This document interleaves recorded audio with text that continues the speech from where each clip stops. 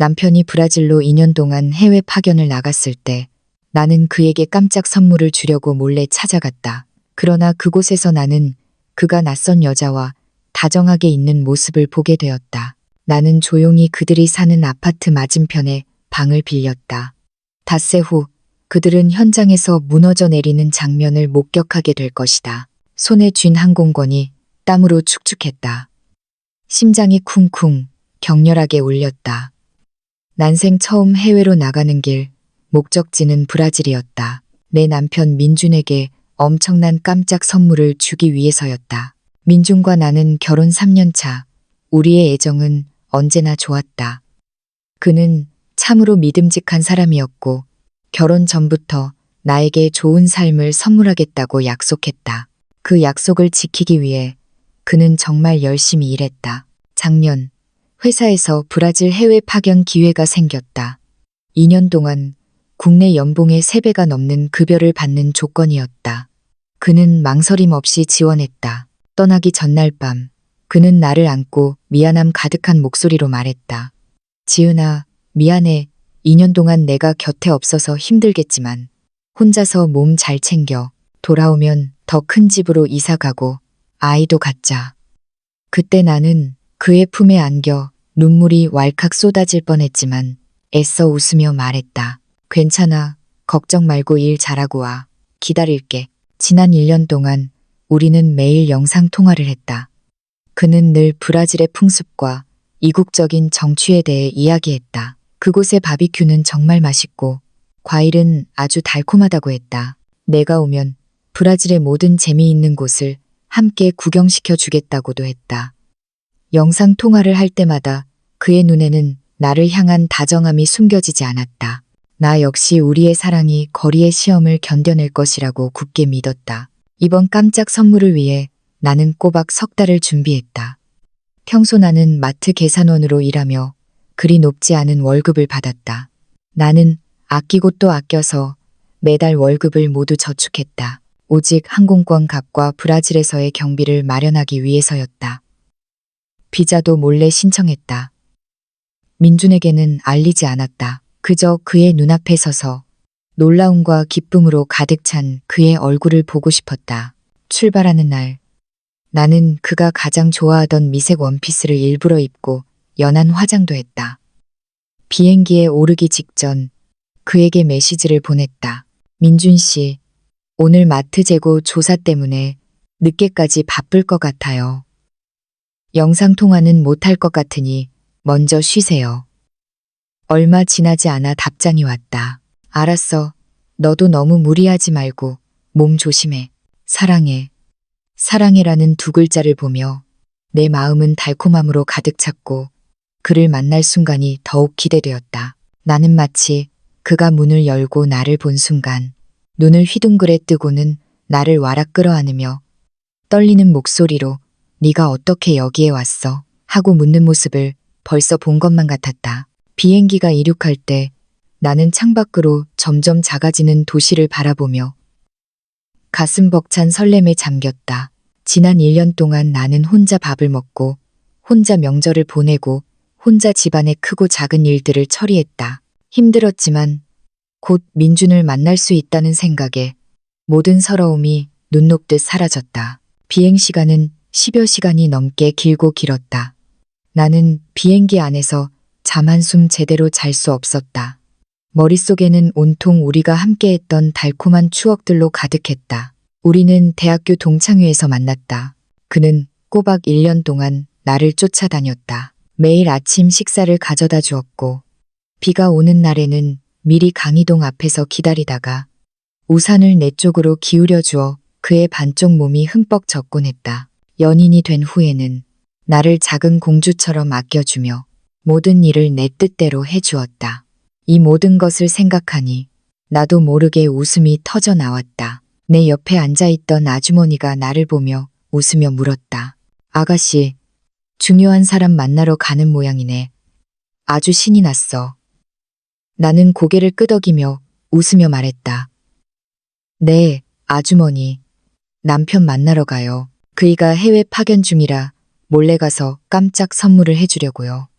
아주머니는 웃으며 말했다. 정말 좋네. 젊은 부부가 정이 깊어야지. 가는 길 순탄하고 즐겁게 만나기를 바라네.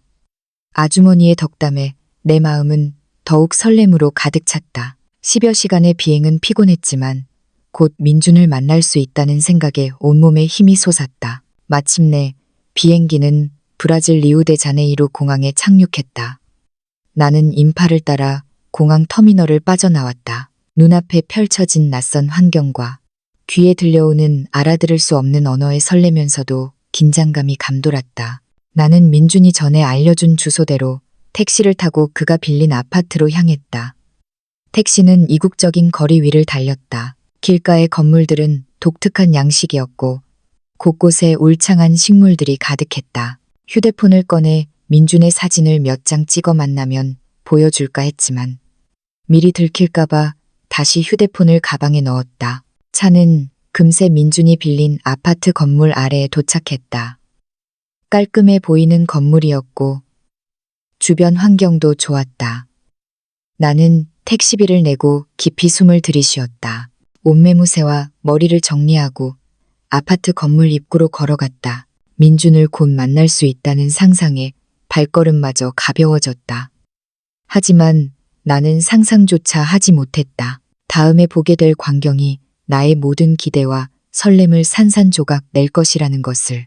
내가 아파트 건물 입구에 막 도착했을 때 문을 누르기도 전에 검은색 세단 한 대가 길가에 천천히 멈춰섰다. 차 문이 열리고 가장 먼저 내린 사람은 바로 내가 밤낮으로 그리워했던 민준이었다.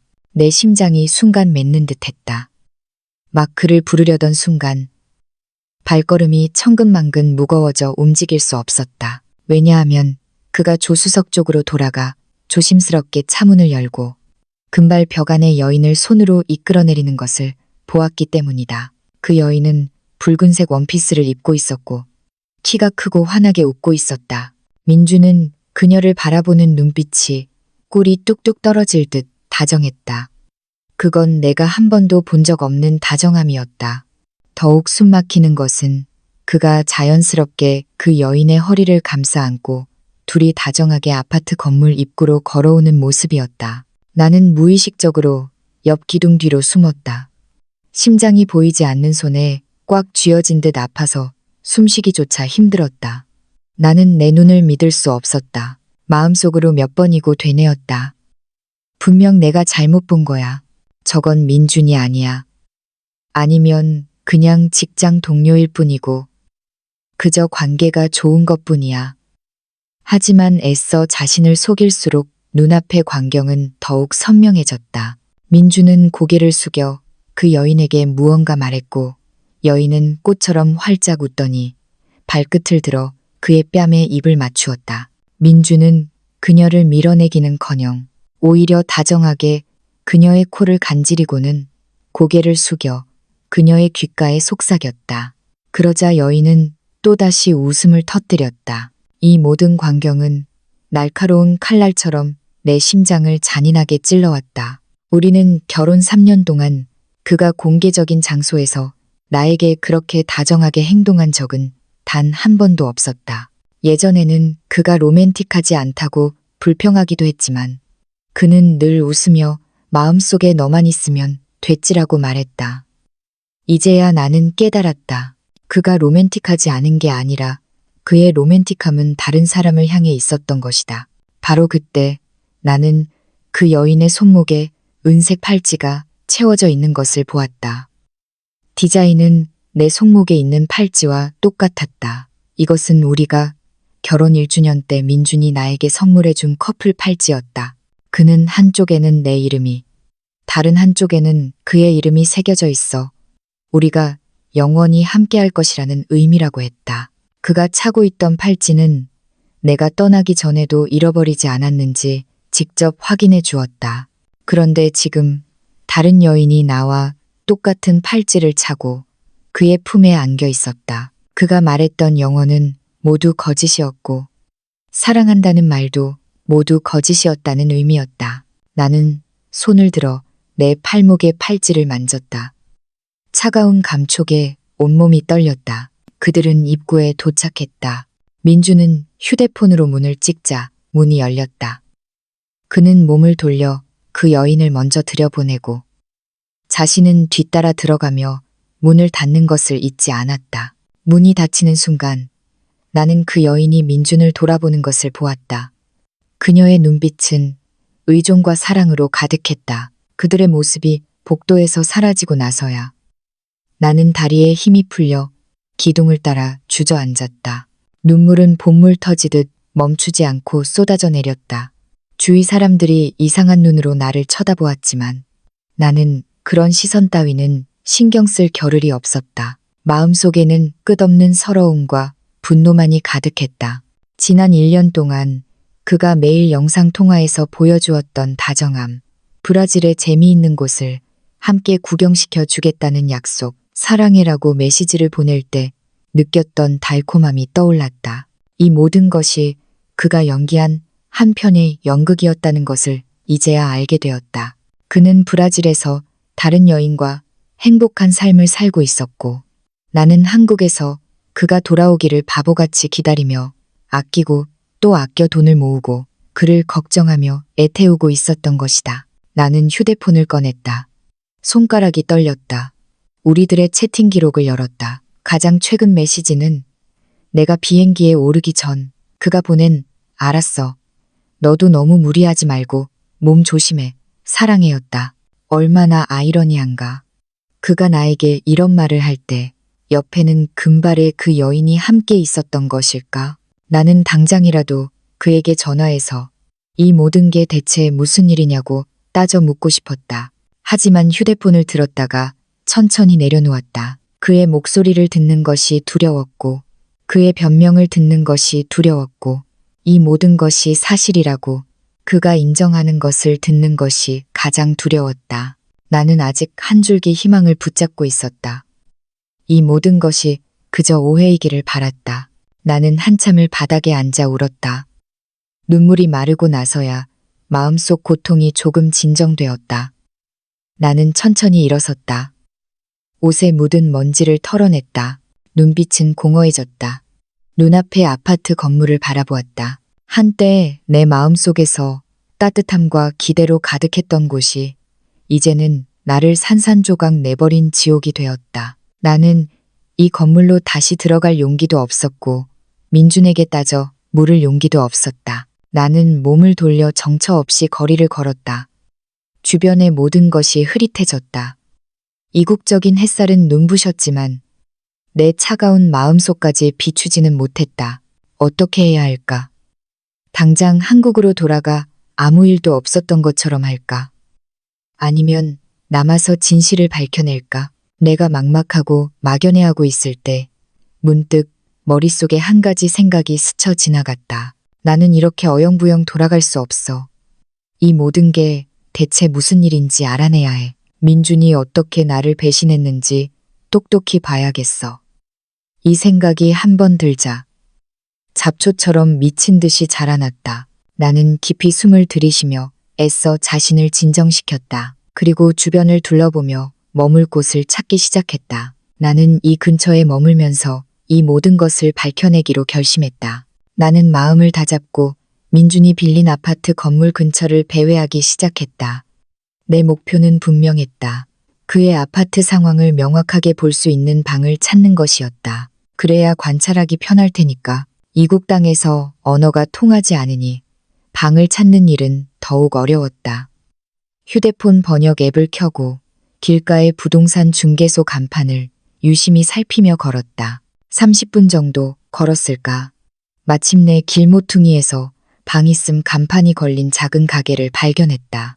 나는 깊이 숨을 들이쉬고 문을 열고 들어섰다. 가게 안에는 중년 남자가 앉아 있었다. 내가 들어오자 그는 고개를 들고 웃으며 유창하지 않은 한국어로 물었다. 안녕하세요. 무엇을 도와드릴까요? 한국어를 듣자 마음이 조금 놓였다. 나는 재빨리 말했다. 안녕하세요. 이 근처에 방을 하나 구하는데요. 맞은편 아파트 건물이 잘 보이는 곳이면 좋겠어요. 민준 씨가 사는 건물요. 나는 민준이 살고 있는 아파트 건물을 가리키며 그가 못 알아들을까봐 걱정했다. 중개인은 내가 가리키는 방향을 한번 보더니 고개를 끄덕이며 말했다. 아, 그 건물요. 알아요. 맞은편에 방이 하나 나왔는데 층수가 높으니 말씀하신 건물이 보일 거예요. 제가 보여드릴게요. 나는 재빨리 고개를 끄덕였다. 네, 부탁드립니다. 중개인을 따라 가게를 나와 도로를 건너자 바로 맞은편 건물에 도착했다.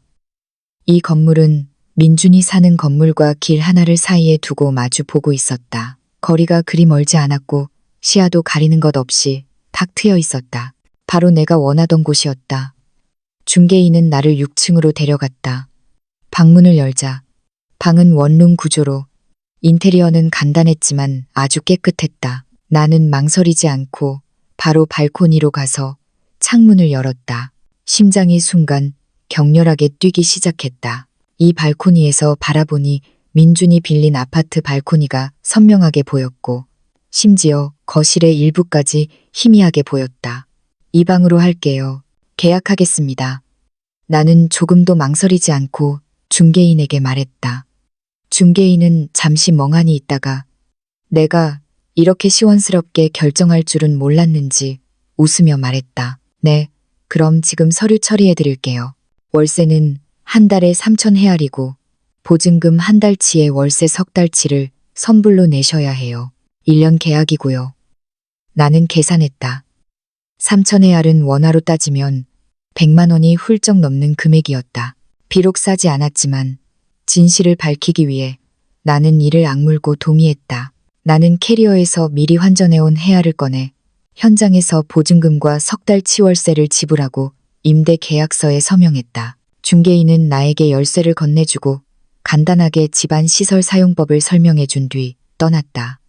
문을 닫자 집안은 순식간에 조용해졌다. 나는 캐리어를 내려놓고 발코니로 가서 다시 맞은편 민준의 아파트를 바라보았다. 그의 발코니 커튼은 닫혀 있어 안쪽 상황은 보이지 않았다. 나는 벽에 기대어 섰다. 마음속은 만감이 교차했다. 몇 시간 전만 해도 나는 그에게 깜짝 선물을 해줄 생각에 기쁨으로 가득했는데 지금은 맞은편의 방을 빌려 그가 다른 여자와 함께하는 생활을 몰래 훔쳐봐야 하는 처지가 되었다. 나는 애써 슬픔에서 벗어나 집을 정리하기 시작했다. 캐리어에 가져온 물건은 많지 않았다. 주로 갈아입을 옷가지와 생활용품들이었다. 나는 간단히 옷을 옷장에 걸고 생활용품을 정리해 놓은 뒤 발코니로 가서 의자를 창가에 놓았다. 이곳이 나의 관찰 기지가 될 터였다. 휴대폰을 꺼내 변호사, 친구 수연에게 전화해서 이쪽 상황을 이야기해 줄까 생각했지만 통화 버튼을 누르려다 망설였다. 지금 내 손에는 실질적인 증거가 아무것도 없었다. 그저 그들이 다정하게 행동하는 것을 보았을 뿐이다. 만약 정말 오해라면 어쩌지? 일단 좀 더 지켜본 뒤 확실한 증거를 확보하고 나서 이야기하는 게 좋겠다. 나는 휴대폰을 내려놓고 맞은편 발코니를 뚫어지게 응시했다. 얼마나 시간이 흘렀을까? 맞은편 발코니 커튼이 열렸다. 민준이 발코니에 나타났다. 그는 흰색 티셔츠를 입고 손에 커피 한 잔을 든 채 난간에 기대어 여유로운 모습이었다. 이어서 금발의 그 여인도 나왔다. 그녀는 뒤에서 민준을 끌어안았다. 내 심장이 순간 조여들었다.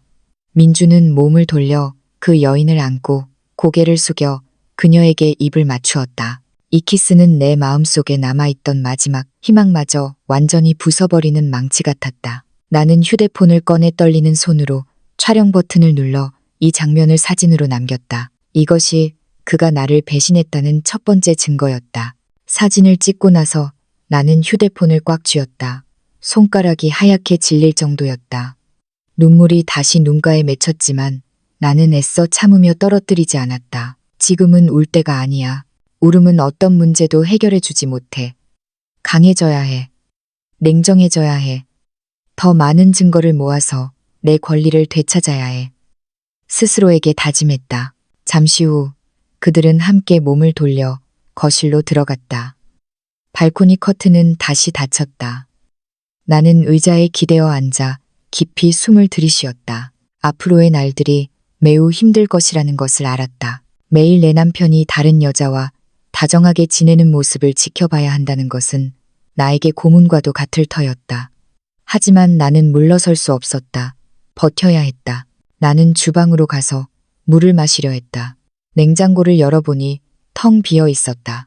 아직 식료품을 사지 못했다는 것을 깨달았다. 옷을 갈아입고 지갑과 휴대폰을 챙겨 마트로 장을 보러 나섰다. 집을 나서기 전 나는 다시 맞은편 아파트 건물을 바라보며 마음속으로 되뇌었다. 민준, 내가 내게 빚진 모든 것을 내가 하나하나 되찾을 거야. 마트는 그리 멀지 않은 곳에 있었다. 진열된 상품들은 눈부시게 많았지만 아는 것이 별로 없었다. 나는 감으로 빵, 우유, 과일, 그리고 간단하게 조리할 수 있는 식재료들을 몇 가지 샀다. 계산할 때 나는 수첩과 펜도 하나 샀다. 매일 관찰한 상황들을 모두 기록해 두어 나중에 증거를 정리할 때 더 편리하게 활용할 생각이었다. 집으로 돌아와 식재료를 냉장고에 넣고 식탁에 앉아 수첩을 펼쳤다. 첫 페이지에 오늘 날짜를 쓰고 기록하기 시작했다. 오늘 민준의 아파트 건물 아래에서 그가 금발의 여인과 다정하게 포옹하는 것을 보았다. 그 후 맞은편의 방을 빌렸고 발코니에서 그들의 발코니를 선명하게 볼 수 있었다. 오후 3시 두 사람은 발코니에서 키스하며 다정하게 행동했다. 이 모든 것을 쓰고 수첩을 닫은 뒤 발코니로 갔다. 하늘은 점점 어두워지고 있었다. 맞은편 아파트 건물에도 불이 켜졌다. 나는 그들의 거실에도 불이 켜진 것을 보았다. 안쪽 상황을 자세히 볼 수는 없었지만 그들이 함께 요리하고 식사하며 진짜 부부처럼 지내고 있을 것이라고 상상할 수 있었다. 그리고 나는 마치 외부인처럼 어둠 속에서 이 모든 것을 말없이 지켜보고 있었다. 내 마음은 분노와 억울함으로 가득했다. 나는 그들이 자신들의 행동에 대한 대가를 치르게 할 것이라고 굳게 맹세했다. 며칠 동안 나는 철저한 도청자가 되었다. 매일 새벽 일찍 일어나 발코니 의자에 앉아 맞은편 민준의 아파트를 뚫어지게 응시했다. 어떤 작은 디테일도 놓칠까봐 두려웠다. 수첩을 옆에 두고 본 모든 것을 즉시 기록했다. 첫째 날 아침 7시쯤 맞은편 아파트 발코니 커튼이 열렸다. 이번에는 금발의 그 여인이 먼저 나왔다. 그녀는 민준의 것으로 보이는 넉넉한 흰색 셔츠를 입고 있었다. 그녀는 기지개를 켜고 난간으로 다가가 민준이 있는 쪽을 향해 소리쳤다. 그녀가 무슨 말을 하는지는 알아들을 수 없었지만 목소리에는 다정함이 역력했다. 얼마 지나지 않아 민준이 나왔고 뒤에서 그녀를 안고 그녀의 귓가에 몇 마디 속삭였다. 여인은 몸을 돌려 발끝을 들어 그의 입술에 키스했고 두 사람은 함께 집 안으로 들어갔다. 나는 수첩을 들고 적었다. 오전 7시 반, 금발의 여인이 민준의 셔츠를 입고 발코니에 나타났다. 두 사람은 다정하게 교감한 뒤 집 안으로 들어갔다. 기록을 마치고 휴대폰에 찍은 사진들과 수첩의 기록을 대조했다. 마음속의 한은 점점 더 깊어졌다. 오전 10시쯤 그들은 함께 아파트 건물을 나섰다. 외출하는 모양이었다. 민주는 정장을 입고 있었으니 출근하는 길인 듯했고 금발의 여인은 캐주얼한 옷차림이었다. 민주는 먼저 여인을 택시에 태워보낸 뒤 자신은 차를 몰고 회사로 향했다. 나는 휴대폰을 꺼내 이 장면을 촬영했다. 그들은 이미 완전히 부부처럼 행동하고 있구나 하고 마음속으로 생각했다. 민준이 떠나고 나서야 나는 비로소 한숨 돌릴 수 있었다. 간단히 빵을 먹고 우유를 마신 뒤 전날 찍은 사진들과 기록들을 정리하기 시작했다. 바로 그때 내 휴대폰이 울렸다. 민준에게서 온 전화였다. 화면에 그의 이름이 뜨는 것을 보고 내 심장이 순간 조여들었다. 나는 깊이 숨을 들이쉬고 통화 버튼을 눌렀다. 최대한 평소와 같은 목소리를 내려고 노력했다. 여보세요, 민준 씨? 전화 저편에서 민준의 목소리가 들려왔다. 아주 편안한 목소리였다. 지은아, 바빠? 어제 마트 재고 조사 때문에 힘들었지. 그의 위선적인 걱정을 들으니 당장이라도 화를 내고 싶었지만 애써 참으며 말했다. 응, 괜찮아. 그렇게 힘들지는 않았어. 민준 씨는 오늘 일 바빠? 민준이 말했다. 괜찮아. 오늘 중요한 회의가 있어서 막 출발하려던 참이야. 나 혼자 여기 있으니 좀 심심해. 매일 퇴근하고 돌아오면 텅 빈 집이야. 네가 해준 밥이 특히 그리워. 나는 속으로 비웃었다. 텅 빈 집이라니. 그는 금발의 그 여인과 함께 살고 있는데 어떻게 집이 텅 비어 있다는 말인가? 나는 일부러 물었다. 그곳에서 사는 건 적응했어? 혹시 새로운 친구라도 사귀었어? 민준의 목소리가 잠시 멈칫하더니 말했다. 응, 괜찮아. 잘 적응하고 있어. 여기 동료들도 다 친절하고. 근데 뭐 특별히 친한 사람은 없어. 평소 퇴근하면 숙소로 돌아와서 책을 보거나 너랑 영상 통화해. 그는 거짓말을 하면서도 눈 하나 깜빡하지 않았다. 나는 속에서 울컥 치밀어 오르는 역겨움을 애써 참으며 말했다. 다행이네. 혼자 타지에 있으니 몸 잘 챙겨. 나는 괜찮으니. 민준 씨는 바쁜 일 봐. 민준이 말했다. 응, 그럼 나 회의하러 갈게. 저녁에 영상 통화하자. 사랑해. 전화를 끊고 나는 휴대폰을 식탁 위에 던졌다. 결국 참았던 눈물이 뚝뚝 떨어져 내렸다. 그는 나를 배신했을 뿐만 아니라 나를 바보처럼 속이고 있었다. 나에게 해준 밥이 그립다고 말했지만 그는 다른 여자와 함께 저녁 식사를 하고 있었다. 퇴근하고 돌아오면 집이 텅 비어 있다고 말했지만 그는 다른 여자와 함께 잠들고 있었다. 오후 5시쯤 민준이 먼저 퇴근하고 돌아왔다. 그는 곧바로 위층으로 올라가지 않고 아래층 마트에서 식재료를 조금 산 뒤에야 위층으로 올라갔다. 평소에는 요리를 거의 안 하는데 왜 갑자기 식재료를 샀을까? 나는 의아했다. 얼마 지나지 않아 금발의 그 여인도 돌아왔다. 손에는 케이크 상자를 들고 있었다. 나는 서둘러 휴대폰을 들고 맞은편 발코니를 겨냥했다. 아니나 다를까 얼마 지나지 않아 그들은 식탁을 발코니로 옮겨 저녁 식사를 준비하기 시작했다. 민주는 옆에서 채소를 씻고 있었고 금발의 여인은 채소를 썰고 있었다. 두 사람은 웃고 이야기하며 다정하고 행복해 보였다. 그들은 와인 한 병을 따고 촛불도 켰다. 무언가를 축하하는 듯 했다. 나는 휴대폰으로 계속해서 사진을 찍었다. 손이 쉴 새 없이 떨렸다. 이 장면은 우리가 예전에 기념일을 축하할 때와 똑같았다. 그는 나에게만 로맨틱하게 행동할 것이라고 말했지만 이제 그 로맨틱함을 다른 사람에게 주고 있었다. 나는 수첩을 가져와 적었다.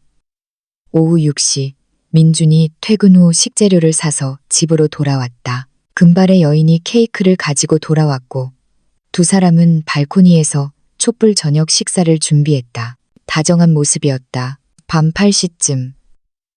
그들의 저녁 식사는 아직 끝나지 않았다. 민주는 휴대폰을 들고 나에게 메시지를 보냈다. 지은아, 일 다 끝났어. 나 방금 퇴근해서 영상 통화하려고. 메시지를 보니 마음속이 비웃음으로 가득 찼다.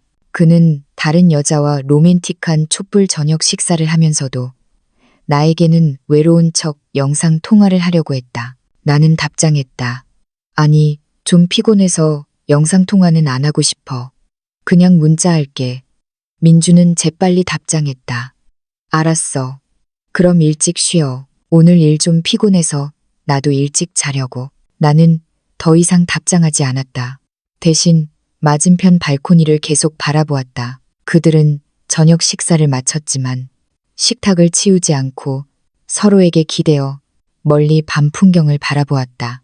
때때로 키스하기도 했다. 밤 10시가 넘어서야 그들은 물건들을 정리하고 집 안으로 들어가 발코니 커튼을 닫았다. 나는 의자에 기대어 앉았다. 온몸에 힘이 쭉 빠지는 기분이었다. 며칠간의 관찰로 나는 민준의 진짜 모습을 철저히 깨달았다. 그와 금발의 여인은 단순히 충동적인 관계가 아니었다. 이미 오랫동안 동거하며 매우 깊은 관계를 유지하고 있었다. 그가 나에게 했던 모든 말은 거짓말이었다. 나는 수첩을 펼쳤다. 며칠간 기록한 내용과 휴대폰 속 사진, 영상들을 보았다. 마음속 분노는 점점 더 강해졌다. 나는 이렇게 넘어갈 수 없었다. 그가 자신의 배신에 대한 대가를 치르게 할 것이다. 나는 휴대폰을 꺼내 변호사 친구 수연에게 전화를 걸었다. 이번에는 망설이지 않았다. 그녀에게 더 많은 증거를 모아 이혼 준비를 도와달라고 할 참이었다. 전화가 연결되자 나는 더 이상 참지 못하고 울면서 며칠 동안 보았던 모든 것을 수연에게 이야기했다. 수연은 듣고 나서 분노에 찬 목소리로 말했다. 지은아, 너무 힘들어하지 마. 민준 그 인간은 정말 쓰레기야. 걱정 마. 내가 꼭 도와줄게. 지금 가장 중요한 건 너 자신을 보호하고 계속해서 증거를 모으는 거야. 특히 재산 관련 증거들을 절대 섣불리 움직여서 들키지 않도록 조심해. 수연의 지지에 내 마음은 조금 놓였다. 나는 눈물을 닦고 말했다. 응, 수연아. 알았어. 계속 증거 모을게. 전화를 끊고 나는 발코니로 가서 다시 맞은편 민준의 아파트를 바라보았다. 불빛은 여전히 밝았지만 내 눈에는 그곳이 죄악의 소굴로 보였다. 나는 그들이 자신들의 행동에 대해 처절한 대가를 치르게 할 것이라고 굳게 맹세했다. 수연과 전화를 끊은 후 나는 밤새 잠을 설쳤다.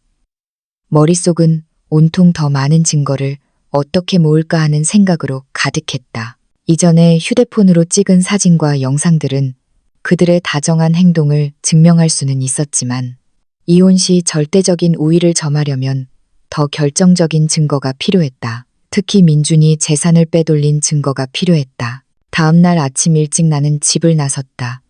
휴대폰 번역 앱을 켜고 근처 전자제품 매장을 검색했다.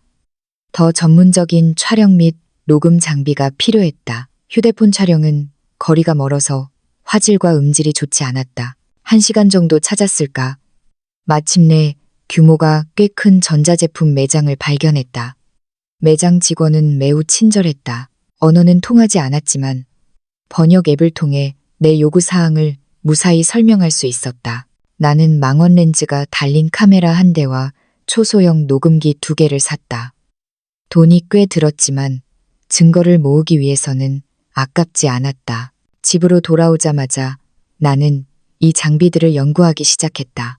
카메라의 망원 렌즈는 과연 좋았다. 맞은편 민준의 아파트를 겨냥하자 그들의 얼굴 표정까지 선명하게 보였다. 나는 초소형 녹음기 2개를 충전했다. 이것들을 어떻게 그들의 아파트에 설치할까? 머릿속으로 궁리했다. 대놓고 그들의 아파트에 침입하는 건 분명 안 될 일이었다. 너무 위험했고 섣불리 움직이면 들킬 수도 있었다. 내가 막막해하고 있을 때 민준과 금발의 여인이 함께 집을 나서는 것을 보았다. 그들은 출근하는 길인 듯 했다. 민준은 정장을 입었고 여인은 오피스룩을 입었다. 두 사람은 팔짱을 끼고 웃으며 아파트 건물을 나섰다. 내 마음이 움직였다. 그들이 나갔으니 아파트에 아무도 없겠네. 이게 기회 아닐까?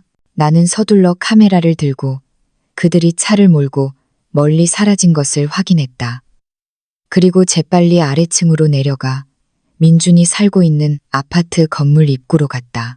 하지만 문은 카드키가 있어야 들어갈 수 있었다.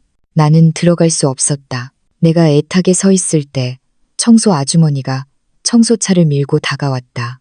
아주머니가 문에 카드를 대자 문이 열렸다. 나는 기지를 발휘했다. 청소 아주머니 뒤를 따라가며 건물 주민인 척하며 무사히 안으로 들어갔다. 나는 이전에 관찰했던 대로 민준이 사는 층과 호수를 찾아냈다. 깊이 숨을 들이쉬고 문 손잡이를 돌려보았다. 그런데 문이 잠겨 있지 않았다. 나는 놀라움과 기쁨에 재빨리 조심스럽게 아파트 안으로 들어섰다. 아파트는 아늑하게 꾸며져 있었다. 곳곳에 그들이 동거하고 있다는 흔적이 보였다. 거실 탁자 위에는 컵 2개가 놓여 있었고 소파 위에는 여인의 겉옷이 걸려 있었다. 신발장에는 두 사람의 신발이 놓여 있었다. 내 심장은 찢어지는 듯 아팠지만 나는 애써 자신을 진정시키고 재빨리 집 안을 뒤져 녹음기를 놓을 만한 곳을 찾았다. 첫 번째 녹음기는 거실 소파 틈새에 놓았다. 이 위치는 매우 은밀해서 쉽게 발견되지 않을 것이고 거실의 소리를 선명하게 녹음할 수 있을 터였다. 그리고 침실로 들어가 두 번째 녹음기는 침대 옆 탁자, 서랍 안에 옷가지 몇 개로 덮어두었다. 이 모든 작업을 마친 뒤 나는 아무 흔적도 남기지 않았는지 빠르게 다시 확인했다. 그리고 조용히 문을 닫고 아파트를 나섰다. 집으로 돌아와 문에 기대어 거친 숨을 몰아쉬었다. 방금 전의 행동은 너무나 위험했다. 조금이라도 부주의했다면 들켰을 것이다. 하지만 더 결정적인 증거를 모을 수 있다는 생각에 모든 것이 가치 있게 느껴졌다. 나는 발코니로 가서 카메라를 들고 맞은편 아파트를 겨냥했다. 그들이 돌아오기를 기다리기 시작했다. 오후 6시 민준과 금발의 여인이 함께 돌아왔다. 그들이 아파트 안으로 들어간 후 나는 즉시 이어폰을 꺼내 초소형 녹음기 수신기에 연결했다. 곧 이어폰에서 그들의 목소리가 들려왔다. 여인의 목소리가 들렸다. 애교 섞인 말투였다. 민준 씨, 언제 그 돈 내 계좌로 보내줄 거야? 우리 아빠 쪽에서 자꾸 재촉하는데. 민준의 목소리가 들려왔다. 서두르지 마, 자기. 지금 처리 중이야. 국내 계좌에서 해외로 송금하려면 절차가 좀 필요해. 절차 끝나면 그 50만 원을 너의 계좌로 넣어줄게. 50만 원, 내 심장이 순간 격렬하게 뛰기 시작했다. 이 돈은 분명 우리의 공동재산일 터였다. 민준이 감히 우리의 공동재산을 이 여인의 계좌로 몰래 보내려고 하다니. 여인이 말했다. 좋아, 그럼 빨리 해줘. 참, 언제 내 아내랑 이혼할 거야? 난 이렇게 몰래 만나는 거 더 이상 싫어. 민준이 말했다. 걱정 마. 이번 해외 파견 끝나고 한국으로 돌아가면 바로 그 여자랑 이혼할 거야. 마트 계산원 주제에 능력도 없고 배경도 없으니 이혼할 때 그냥 돈 몇 푼 던져주면 떨어져 나갈 거야. 여인이 말했다. 정말 나 안 속이는 거지? 민준이 말했다. 내가 어떻게 자기를 속여. 그 여자랑 이혼하고 나면 바로 자기랑 결혼할 거야. 그때 우리 브라질에 정착해서 자기 아빠 인맥으로 여기 회사 하나 차리면 우린 영원히 함께 할 수 있어. 이어폰에서 두 사람의 키스 소리가 들려왔다. 그리고는 더 이상 아무 소리도 들리지 않았다. 나는 이어폰을 뺐다. 온몸이 떨렸다. 민주는 나를 배신했을 뿐만 아니라 이미 우리의 공동재산을 빼돌리고 나랑 이혼해서 이 여인과 결혼할 계획까지 세워놓았던 것이다. 그는 나를 대체 무엇으로 여기는 것일까? 아무렇게나 내쫓을 수 있는 바보로 생각하는 것일까? 나는 휴대폰을 들고 녹음된 내용을 저장했다. 그리고 수연에게 전송했다. 메시지를 보냈다. 수연아, 방금 녹음한 거야. 민준이 우리의 공동재산을 그 여자 계좌로 보내고 나랑 이혼할 계획까지 하고 있어. 얼마 지나지 않아 수연이 답장했다. 지은아, 흥분하지 마. 이 녹음은 정말 중요해. 결정적인 증거야. 너는 계속 증거를 모아. 나도 이쪽에서 그의 국내 재산 상황을 조사해서 혹시 다른 재산을 빼돌린 건 없는지 확인할게. 너는 꼭 조심해. 그가 눈치채지 못하게. 나는 답장했다. 응, 수연아. 알았어. 조심할게. 휴대폰을 끊고 나는 발코니로 가서 맞은편 아파트의 불빛을 바라보았다. 마음속 분노는 이미 극에 달해 있었다. 민준, 너 정말 너무하다. 우리의 감정을 배신했을 뿐만 아니라 우리의 공동재산까지 가로채서 나를 빈털터리로 만들 생각이었어. 내가 만만해 보였니?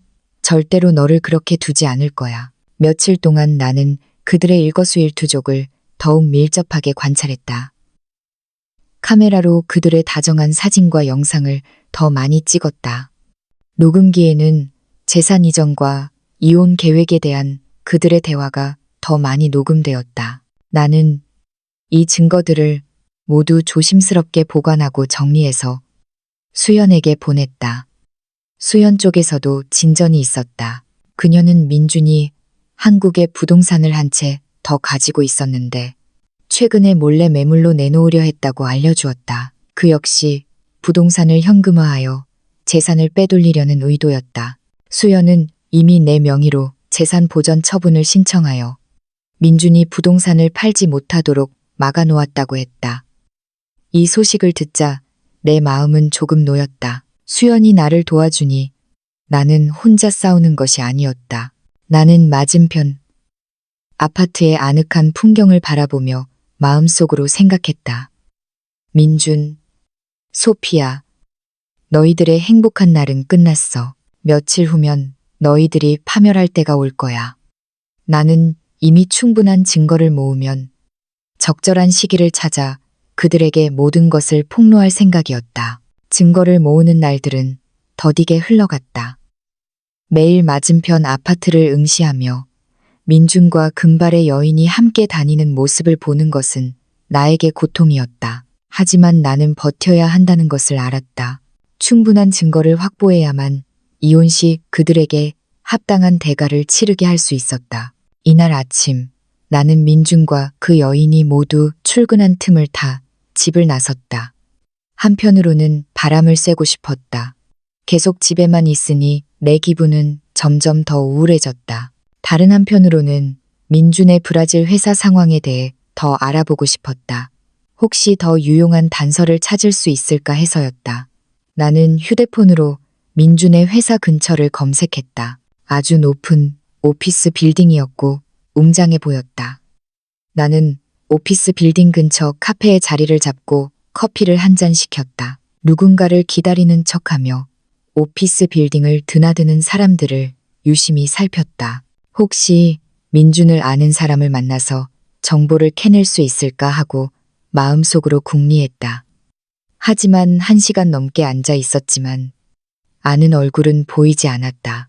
내가 막 떠나려 할 때 회사 유니폼을 입은 한국 남자가 들어와 내 옆 테이블에 앉아 커피를 한 잔 시켰다. 내 마음이 움직였다. 이 남자의 유니폼은 민준이 평소 입던 유니폼과 똑같았다. 그는 분명 민준의 회사 동료일 터였다.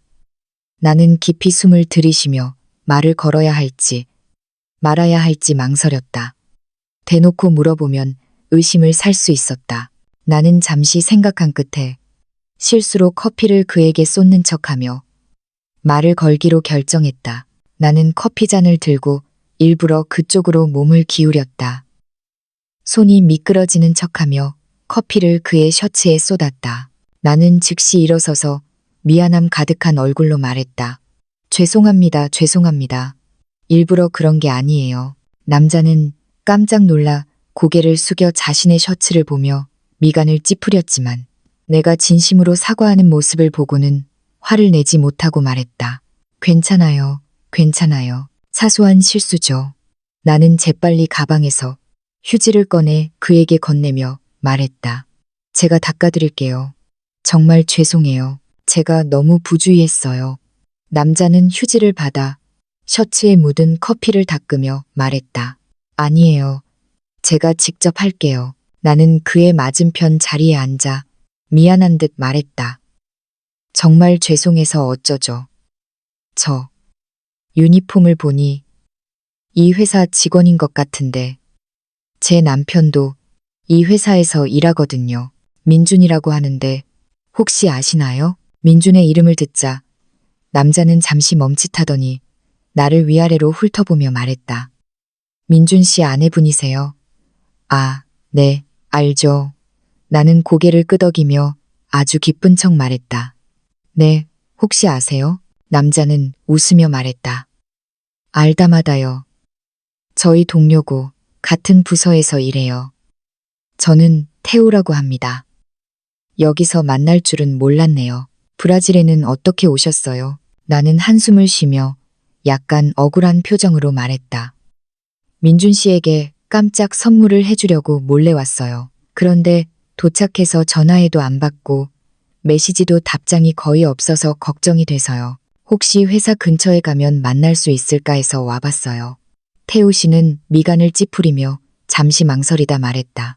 민준 씨는 요즘 많이 바쁠 거예요. 저희 부서가 중요한 고객과 계약을 논의 중인데 민준 씨가 이 프로젝트 책임자거든요. 나는 호기심 가득한 표정으로 물었다. 어떤 중요한 고객이요? 민준 씨가 브라질에서 일이 잘 풀린다고는 말했지만 구체적으로 어떤 프로젝트인지는 말 안 해줬거든요. 태우 씨는 커피를 한 모금 마시며 말했다. 현지 아주 큰 기업인데 사장님이 브라질 사람이고 그 딸 소피아도 회사에서 일을 돕고 있어요. 이번 프로젝트는 주로 소피아랑 협력하는 거예요. 소피아라는 이름은 금발의 여인 이름 같았다. 내 마음이 움직였다. 나는 재빨리 물었다. 이 소피아라는 분, 혹시 금발벽안에 아주 예쁜 분인가요? 태우 씨는 고개를 끄덕이며 말했다. 네, 그런데 보셨어요? 나는 일부러 놀란 척 말했다. 아니요, 본 적은 없어요. 그냥 민준 씨가 영상 통화할 때 가끔 그 이름을 언급했어요. 협력사 대표인데 아주 전문적이라고요. 참, 민준 씨 평소 회사에서 어때요? 저는 늘 그이가 타지에서 일하면서 힘들어할까봐 걱정되거든요. 이 질문에 태우 씨의 얼굴색이 복잡해졌다. 그는 주위를 둘러보고 목소리를 낮춰 말했다. 솔직히 말하면 민준 씨가 이번에 프로젝트 책임자가 된 건 전적으로 소피아 덕분이에요. 그 둘이 보통 관계가 아니라는 소문이 있어요. 자주 같이 출퇴근하고 같은 아파트 건물에 산다고 하더라고요. 내 마음이 쿵하고 가라앉았다. 과연 그 여자였어. 나는 마음속 분노를 애써 참으며 믿을 수 없다는 듯 말했다. 설마요. 민준 씨는 그런 사람이 아니에요. 그는 저에게 브라질에서는 혼자 살고 평소 퇴근하면 집에 가서 책을 본다고 했어요. 태우 씨는 비웃으며 말했다. 그건 당신을 속인 거죠. 저희 회사 직원들 대부분이 그들의 관계를 알아요. 다만 아무도 감히 말하지 못할 뿐이죠. 게다가 이번에 소피아와의 프로젝트는 좀 불투명한 부분이 있어요. 소문으로는 그가 직무상 편의를 봐주고 상대방에게 불합리한 혜택을 많이 주었고 그 대가로 뇌물을 받았다고 해요. 그런 일도 있었어요? 나는 아주 놀란 척 말했다. 태우 씨가 말했다. 진짜예요. 저도 우연히 그가 소피아와 전화 통화하면서 뇌물 이야기를 하는 것을 들었어요. 게다가 그는 회사 핵심 자료까지 상대방에게 유출했어요. 이건 이미 회사 규정을 위반한 거예요. 본사에서 알면 분명 심각하게 처리될 겁니다. 내 마음은 기쁨으로 가득 찼다. 이렇게 중요한 단서를 얻을 줄은 몰랐다. 민주는 혼외 불륜, 공동재산 빼돌리기뿐만 아니라 직무상 편의를 이용한 사적 이득, 취득, 회사 기밀 유출까지 저질렀던 것이다. 이 모든 것은 그를 파멸시킬 충분한 증거였다. 나는 내면의 흥분을 애써 참으며 아주 걱정스러운 표정으로 말했다. 이거 어떻게 하죠? 민준 씨가 어떻게 이런 일을 회사에서 알면 그의 일자리도 없어질 텐데. 태우 씨, 혹시 그 일을 좀 설득해서 빨리 마음을 돌리게 해줄 수 없을까요? 태우 씨는 고개를 저으며 말했다. 제가 설득할 수 없을 거예요. 그는 지금 온통 소피아에게만 빠져서 다른 사람의 말을 듣지 않아요. 게다가 그들은 지금 이익으로 얽혀 있어요. 그가 소피아의 회사에 프로젝트를 따내도록 도와주면 소피아가 그를 회사에서 승진시켜주는 거죠. 한마디로 이익을 위한 결혼이에요. 이익을 위한 결혼이라니. 내 마음은 더욱 분노로 가득 찼다. 민주는 자신의 앞날을 위해 결혼을 배신하고 회사의 이익까지 팔아넘기며 이런 여자와 결탁했던 것이다. 나는 태우 씨와 좀 더 이야기하며 민준과 소피아에 대한 더 많은 정보를 캐냈다. 원래 그들은 민준이 브라질에 도착한 지 얼마 되지 않아 소피아를 만난 후 거의 1년 동안 함께 지냈다고 했다. 소피아의 아버지는 아주 부유하고 브라질에서 영향력이 있는 인물이었다. 민준은 소피아의 인맥을 이용해 브라질에서 자리를 잡고 심지어 자신의 회사를 차릴 생각까지 했던 것이다. 이야기가 어느 정도 끝나자 나는 일어서서 다시 태우 씨에게 감사 인사를 했다. 태우 씨, 알려주셔서 정말 감사합니다. 어떻게 해야 할지 알 것 같아요. 태우 씨가 말했다. 천만에요. 당신도 불쌍한 사람이니 이 일을 잘 해결하시길 바랍니다. 나는 고개를 끄덕이고 카페를 나섰다. 거리 위를 걸으며 내 기분은 엄청나게 흥분되어 있었다. 오늘 얻은 수확이 너무나 컸다. 금발의 여인이 소피아라는 것을 확인했을 뿐만 아니라 그들이 이익을 위한 관계라는 것도 알게 되었다. 게다가 민준이 회사 기밀을 불법적으로 유출했다는 단서까지 확보했다. 이 증거들은 민준에게 처절한 대가를 치르게 할 충분한 것이었다. 나는 즉시 수연에게 전화해서 오늘 태우 씨를 만난 일과 들었던 모든 단서들을 이야기해 주었다. 수연은 듣고 나서 분노에 찬 목소리로 말했다. 민준 그 인간 정말 너무하네. 당신을 배신했을 뿐만 아니라 불법까지 저질렀잖아. 지은아, 당신은 지금 당장 그가 저지른 불법 행위의 증거를 모아 예를 들어 그와 소피아 회사 간의 계약서, 송금 기록 같은 것들 말이야. 나는 이쪽에서 그의 회사 본사에 연락해서 이 단서들을 전달할게. 나는 말했다. 응, 수연아. 증거를 모을 방법을 찾아볼게. 전화를 끊고 나는 집으로 돌아왔다. 발코니로 가서 맞은편 민준의 아파트를 바라보며 마음속으로 생각했다. 민준, 소피아, 너희들의 음모와 궤적을 내가 다 알게 되었어. 너희들은 파멸할 뿐만 아니라 법적 책임까지 져야 할 거야. 며칠 동안 나는 더욱 바빠졌다. 민준과 소피아의 일거수일투족을 계속 관찰해야 할 뿐만 아니라 민준의 불법 행위 증거를 모을 방법을 찾아야 했다.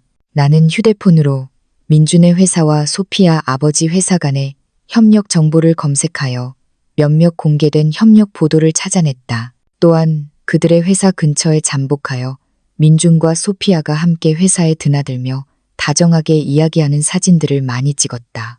동시에 수연 쪽에서도 진전이 있었다. 그녀는 이미 민준 회사 본사의 감사팀에 연락하여 민준이 회사 기밀을 불법적으로 유출했다는 단서를 전달했다. 본사에서는 즉시 조사를 시작할 것이며 수연에게 더 많은 증거를 제공해 달라고 했다. 나는 협력 관련 보도와 사진들을 모두 수연에게 보냈다. 이 증거들을 보며 내 마음은 기대로 가득 찼다. 민준과 소피아가 파멸할 날이 점점 가까워지고 있다는 것을 알았다. 그들이 무너지는 모습을 빨리 보고 싶었다. 협력 보도와 사진들을 수연에게 보낸 후 내 마음은 조금 놓였다. 하지만 이것만으로는 부족하다는 것을 알았다. 공개된 보도만으로는 두 회사가 협력 관계라는 것을 증명할 뿐 민준이 불법적으로 개입하여 뇌물을 받았다는 것을 직접적으로 증명할 수는 없었다. 그를 완전히 파멸시키려면 더 직접적인 증거가 필요했다. 나는 월세방 발코니에 앉아 맞은편 민준의 아파트를 응시했다. 어떻게 해야 그의 불법 행위를 직접적으로 증명할 수 있을까? 머릿속으로 계속 궁리했다. 협력 계약서, 송금 기록, 내부 이메일, 이런 것들이 핵심인데 이런 자료들은 민준의 회사나 개인 컴퓨터 안에 있을 테니 내가 접근할 기회가 전혀 없잖아. 내가 막막해하고 있을 때 수연에게서 전화가 왔다. 나는 서둘러 통화 버튼을 눌렀다. 수연의 목소리가 들려왔다. 나 방금 본사 감사팀이랑 통화했어. 그들이 민준에 대한 정식 조사를 시작했대. 그들은 또 담당자를 정해서 당신과 연락하게 할 거고 당신이 더 많은 증거를 제공해 줄 필요가 있다고 했어. 내 마음이 기쁨으로 가득 찼다. 정말 잘 됐네. 내가 어떻게 협조하면 돼? 그들이 나에게 직접 연락하게 해줘. 수연이 말했다. 내가 이미 당신 연락처를 넘겨줬으니 곧 연락이 올 거야. 참. 그들이 말하길. 민준이 회사에 개인 사물함이 있는데 그 안에 중요한 자료가 있을 수도 있대. 혹시 기회가 되면 그 안에 뭐가 있는지 한번 확인해봐. 개인 사물함. 나는 잠시 멍하니 있다가 이전에 태우 씨와 이야기할 때 그가 회사 직원들이 개인 물품과 업무 자료를 보관하는 전용 사물함이 있다고 언급했던 것이 떠올랐다. 이 단서는 너무나 중요했다. 수연과 전화를 끊은 후 나는 즉시 민준의 회사에 어떻게 들어가서 그의 사물함을 찾을 수 있을지 궁리하기 시작했다. 대놓고 들어가는 건 분명 안 될 일이었다. 회사 보안이 워낙 엄격해서 외부인은 아예 들어갈 수 없었다. 나는 잠시 생각한 끝에 태우 씨에게 부탁하기로 결정했다. 그는 민준의 동료이니 분명 나를 도와줄 방법이 있을 터였다. 나는 휴대폰을 꺼내 태우 씨에게 메시지를 보냈다. 태우 씨, 저 지은이에요. 민준 씨 아내. 부탁할 일이 있는데 혹시 괜찮으실까요? 얼마 지나지 않아 태우 씨가 답장했다. 무슨 일이세요? 제가 도울 수 있는 일이라면 최대한 도와드릴게요. 나는 답장했다. 다름이 아니라 요즘 민준 씨가 좀 이상해서요. 혹시 타지에서 힘들거나 무슨 문제라도 생긴 건 아닌지 걱정돼서요. 듣자 하니 회사에 개인 사물함이 있는데 그 안에 업무 자료 같은 게 있을 수도 있다고 해서요. 그 안에 뭐가 있는지 좀 보고 싶어서요. 그래야 마음이 놓일 것 같아요. 태우 씨가 혹시 방법을 좀 찾아줄 수 있을까요? 태우 씨는 한참을 망설이다 답장했다. 이건 좀 곤란한데요. 회사 규정상 다른 사람의 사물함을 함부로 뒤져볼 수 없어요. 게다가 민준 씨 사물함은 비밀번호가 걸려 있어서 저도 비밀번호를 몰라요. 나는 그가 이렇게 말할 것을 예상하고 있었다. 답장했다. 저도 태우 씨가 곤란할 거라는 걸 알아요. 비밀번호는 제가 한번 시도해 볼게요. 아마 우리 결혼기념일 같은 걸로 해놨을 거예요. 제가 사물함을 직접 뒤져달라는 게 아니에요. 그냥 제가 회사에 들어갈 수 있도록만 도와주시고 그의 사물함이 어디 있는지 알려주시면 돼요. 나중에 제가 꼭 보답할게요. 다시 10분 정도가 흘러서야 태우 씨가 답장했다. 좋아요. 제가 도와드릴게요. 내일 아침 8시에 회사 건물 아래 카페에서 저를 기다려주세요. 제가 안내해 드릴게요. 하지만 조심해야 해요. 절대 다른 사람에게 들키면 안 돼요. 내 마음은 기쁨으로 가득 찼다. 나는 재빨리 답장했다. 정말 감사합니다, 태우 씨. 걱정 마세요. 제가 아주 조심할게요. 절대 패 끼치지 않을게요. 휴대폰을 끊고 나는 길게 한숨을 쉬었다. 태우 씨의 도움으로 민준의 불법 행위를 직접적으로 증명할 증거를 확보할 희망이 생겼다. 나는 발코니로 가서 맞은편 아파트를 바라보며 마음속으로 생각했다. 민준, 이번에는 네가 어떻게 변명하나 보자. 다음 날 아침 7시쯤 나는 일찍 일어났다. 일부러 아주 평범한 옷을 입고 연한 화장을 했다. 최대한 눈에 띄지 않게 보이려고 노력했다. 8시 정각, 나는 약속 시간대로 회사 건물 아래 카페에 도착했다. 태우 씨는 이미 그곳에서 나를 기다리고 있었다. 내가 다가가자 태우 씨는 일어서서 작은 목소리로 말했다. 저를 따라오세요. 직원 통로로 안내해 드릴게요. 나는 고개를 끄덕이고 태우 씨 뒤를 따라 조심스럽게 직원 통로로 들어섰다. 통로에는 사람이 많지 않았다. 모두들 출근하느라 바빠서 나에게 신경 쓰는 사람은 아무도 없었다. 태우 씨는 나를 엘리베이터 앞으로 데려가 층 버튼을 눌렀다. 엘리베이터 안에서 태우 씨는 작은 목소리로 나에게 말했다. 민준 씨의 사물함은 사무실 안쪽 가장 깊숙한 곳에 있는 사물함 구역에 있어요. 번호는 368번이에요. 들어가면 바로 찾아서 빨리 움직여요. 제가 밖에서 망을 봐줄게요. 나는 고개를 끄덕이며 말했다. 알겠습니다. 고마워요. 엘리베이터가 층에 도착하고 문이 열리자마자 빽빽하게 늘어선 사무실 칸막이들이 보였다. 태우 씨는 나를 데리고 빠르게 사무실 구역을 가로질러 사물함 구역으로 갔다. 그는 사물함 하나를 가리키며 말했다. 저거예요. 368번. 저는 밖에서 기다릴게요. 나는 그에게 감사하다는 눈빛을 보내고 서둘러 사물함 앞으로 걸어갔다. 깊이 숨을 들이쉬고 우리 결혼기념일을 입력했다. 딸깍하는 소리와 함께 사물함이 정말로 열렸다. 내 마음이 순간 흥분으로 가득 찼다. 나는 재빨리 사물함을 열었다. 안에는 문서 몇 개, 수첩 하나, 그리고 USB 하나가 들어 있었다. 나는 서둘러 이 모든 것을 미리 준비해 온 가방에 넣었다. 막 사물함을 닫으려 할 때 사물함 가장 안쪽에 봉투 하나가 있는 것을 보았다. 봉투를 열어보니 안에는 현금 뭉치와 민준과 소피아의 다정한 사진 한 장이 들어 있었다. 사진 뒷면에는 감사라는 세 글자가 쓰여 있었다. 내 심장이 순간 격렬하게 뛰기 시작했다. 이것이 바로 가장 직접적인 증거였다. 민준이 소피아 회사로부터 뇌물을 받았다는 확실한 증거였다. 나는 서둘러 봉투도 가방에 넣었다. 그리고 재빨리 사물함을 닫고 아무 일도 없었던 것처럼 서둘러 사물함 구역을 빠져나왔다. 태우 씨는 내가 나오자마자 재빨리 다가와 작은 목소리로 물었다. 찾았어요? 나는 고개를 끄덕이며 말했다. 네, 찾았어요. 태우 씨, 정말 고마워요. 빨리 가요. 태우 씨는 나를 데리고 다시 사무실 구역을 가로질러 직원 통로로 회사를 나섰다. 아래층에 도착하자 나는 가방에서 돈 뭉치를 꺼내 태우 씨에게 건네며 말했다. 태우 씨, 이건 제가 드리는 작은 성의예요. 도와주셔서 정말 감사해요. 태우 씨는 손을 내저으며 말했다. 아니에요, 아니에요. 저는 돈 때문에 도와드린 게 아니에요. 어서 가세요.